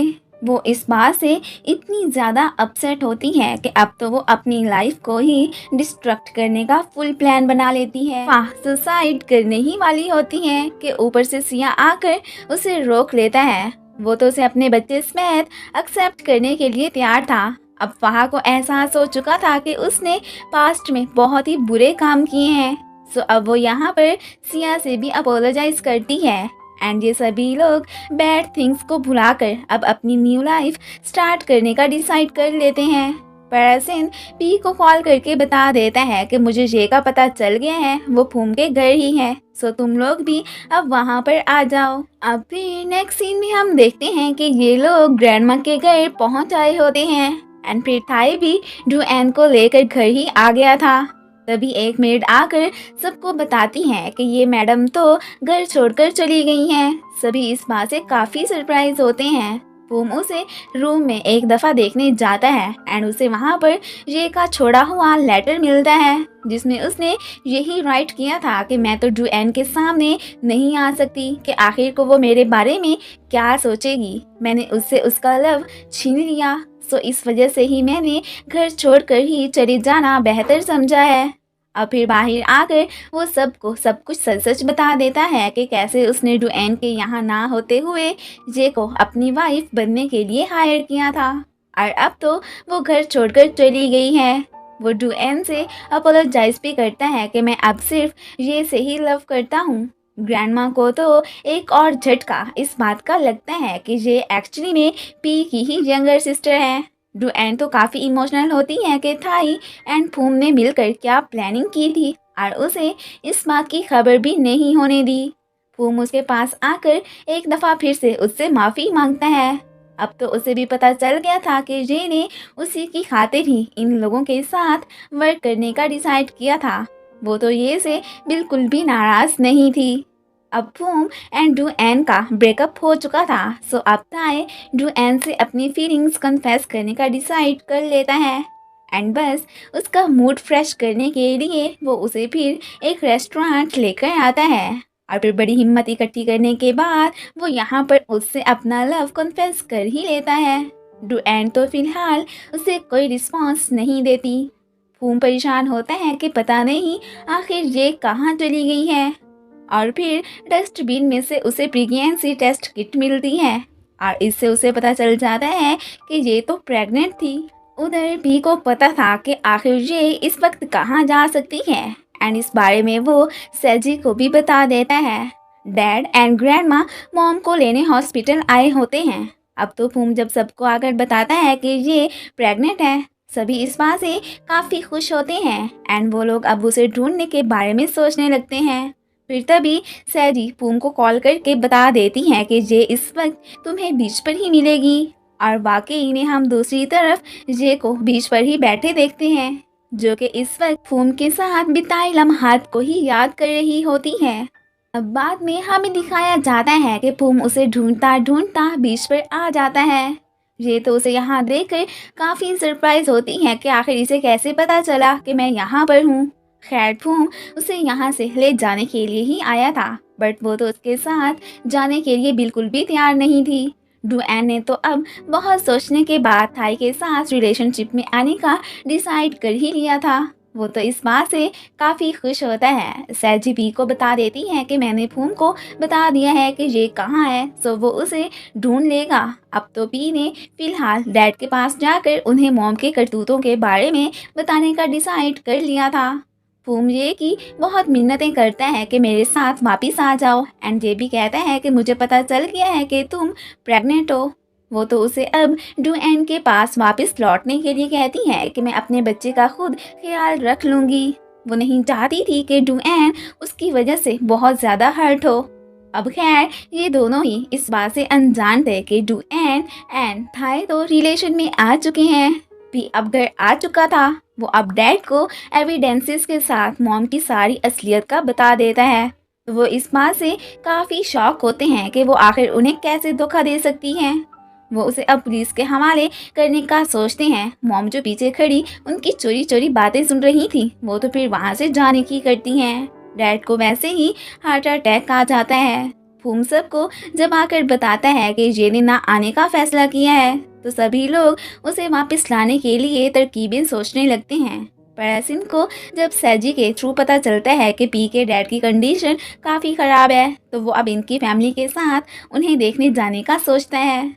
दूसरी तरफ ये तो अब घर आ गई होती है एंड आंट के थ्रू से डैड की तबीयत ख़राब होने का पता चल चुका था, सो वो अब जल्दी से पहले ही सीधा हॉस्पिटल जाती है। उसे फिर बाद में इमोशनल होता देखकर पी उसे तसल्ली देता है। डैड की जब आँख खुलती है तो वो अपनी बेटी को अपने पास बैठे देखकर काफ़ी रिलीफ फील करते हैं। पी तो यहाँ पर जे को रेस्ट करने के लिए घर जाने का कह देता है। मॉम अपने लवर को सारी कंडीशन का बता चुकी होती हैं। अब ये विलन कहीं का यहाँ से जाने से पहले पी के घर कुछ सामान वगैरह चोरी करके ही फरार होने का प्लान बना लेता है। डू एंड और थाई फूम से मिलने घर आ गए होते हैं एंड यहाँ पर उसे पता चलता है कि फाइनली थाई ने डू एंड से अपना लव कन्फेस कर लिया है। वो तो इन दोनों को साथ में देखकर काफ़ी हैप्पी होता है। अब तो सैजी एंड उसकी मॉम ग्रैंडमा के घर आ गई होती हैं। उनसे पूछने पर फिर फूम को पता चलता है कि पी के डैड की तबीयत काफ़ी ख़राब है एंड पी ने उसे ये भी बता दिया था कि ये वापस घर आ गई है। तो फूम अब उसे लेने उसके घर जाने का सोचता है। अब तो फिर हॉस्पिटल में सैजी, पैरासिन एंड मॉम डैड को देखने आ गए होते हैं। इवन के फूम भी यहाँ पर इन्हीं के साथ ही आया था। घर पर मॉम अपने लवर के साथ रॉबरी करने पहुंची होती हैं। अब जब ये घर पहुंचती हैं तो वो इन लोगों के हाथों चढ़ जाती है। ये लोग अब इसे किडनैप करके पी के डैड से पैसे बटोरने का प्लान बना लेते हैं। आंट पोंग को ये लोग वैसे ही यहाँ पर छोड़कर जाते हैं ताकि वो खुद जाकर पैसों का बंदोबस्त करने की बात उनसे कर ले। फूम फिर डैड से मिलता है एंड उन्हें ये भी बता देता है कि वो ये को लाइक करता है। अब पैरासिन भी यहीं पर ही खड़ा था तो डैड इन्हें साफ कह देते हैं कि जिस लड़के को मेरी बेटी चूज करेगी वही मेरा दामाद बनेगा। आंट के थ्रू इन लोगों को ये के किडनैप होने का पता चल जाता है। अब सभी उसे लेकर काफ़ी परेशान होते हैं। अब जीपीएस के थ्रू ये लोग चोरी चोरी ये की प्लेस पर पहुंचने के प्लान्स बनाने लगते हैं एंड साथ में पुलिस को भी खबर कर ही देते हैं। अब फाइनली लोकेशन का इन्हें पता चल गया होता है। आना तो ये चोरी चोरी चाहते थे लेकिन फिर भी गुंडे इनको आते देख लेते हैं और फिर बस इन सब की यहाँ पर फाइट स्टार्ट हो जाती है। अब ये लोग इससे पहले कि जे को कोई नुकसान पहुंचाते ऊपर से फूम वहाँ पर आ जाता है और फिर विलन की अच्छे से दुर्गत बना देता है। वो जे को तकरीबन छुड़वा ही चुका होता है कि मॉम जे पे गोली चलाने ही लगती हैं तो आगे से फूम आ जाता है। अब तो फिर एंड टाइम पर पुलिस भी वहाँ पर आ चुकी थी जो कि इन विलन्स को रंगे हाथों पकड़ लेती है। पैरासिन को तो अब एहसास हो चुका था कि उससे ज़्यादा फूम ही ये से लव करता है। सो वो अब ये पे गिव अप करने का डिसाइड कर लेता है। फूम को ठीक होते होते काफ़ी वक्त लगता है। ये को अब घर आने के लिए वो यहाँ पर कहता भी है लेकिन वो भी उसके साथ जाने के लिए रेडी नहीं थी और ना ही वो अब फूम की कोई और बात सुनने को तैयार थी कि डू एन तो अब थाई की लवर बन चुकी है। अब फिर हमें बहुत दिनों बाद का सीन दिखाया जाता है। फूम डू एन से एक फेवर मांगता है और वो भी फिर उसके कहने पर जे को कॉल करके झूठ बोलती है कि मैं फूम से शादी करने वाली हूँ सो तुम्हें मेरी वेडिंग में ज़रूर आना है। इस बात से यहाँ पर वो तो इमोशनल हो जाती है बट साथ में वो तो शादी में जाने के लिए भी तैयार हो जाती है। अब इन लोगों ने ये का बिल्कुल एक ब्राइडल की तरह ही मेक ओवर करवा लिया होता है। उसे क्या खबर कि असल में ये लोग उसी की ही फूम के साथ शादी करवा रहे हैं। यहाँ पर मॉम भी ये से पास्ट में उसके साथ किए गए बैड बिहेवियर पर अपोलोजाइज करती हैं जो कि वो फिर उन्हें माफ़ कर देती है। जब यहाँ पर जे को पता चलता है कि एक्चुअली में ये उसी की वेडिंग सेरेमनी है तो वो अब इस बात से काफ़ी शॉक होती है कि आखिर यहाँ ये सब हो क्या रहा है। अब फाइनली वो मुझे बता ही देता है कि असल में डू एन का रिलेशनशिप थाई से स्टार्ट हो चुका है तो वही अब उसकी ब्राइड बनेगी ना। अब यहाँ पर ये को उसके लिए काफ़ी ज़्यादा खुशी होती है एंड अब तो वो फूम से शादी करने के लिए तैयार थी। इन दोनों को इतने अरसे बाद इकट्ठे देखकर सभी लोग काफ़ी हैप्पी होते हैं। आखिरकार ये की काइंडनेस एंड अच्छे बिहेवियर ने सबको उसका गर्विदा बना ही दिया था। वी नो गाइस के अच्छे लोगों की हमेशा ही जीत होती है जो कि हमें इस ड्रामे में दिखाई गई है। खैर फूम एंड जे फिर अपना वेडिंग केक काटते हैं एंड पे फिर फूम जे को किस कर लेता है और बस इसी के साथ ही इस ड्रामे की हैप्पी एंडिंग हो जाती है। Thanks for watching guys. आप लोगों को ये सीरीज कैसी लगी मुझे कमेंट्स में ज़रूर बताइएगा एंड अगर आप लोगों को मेरी वीडियो अच्छी लगती है तो प्लीज़ इसे लाइक भी कर दिया करें। Thank you.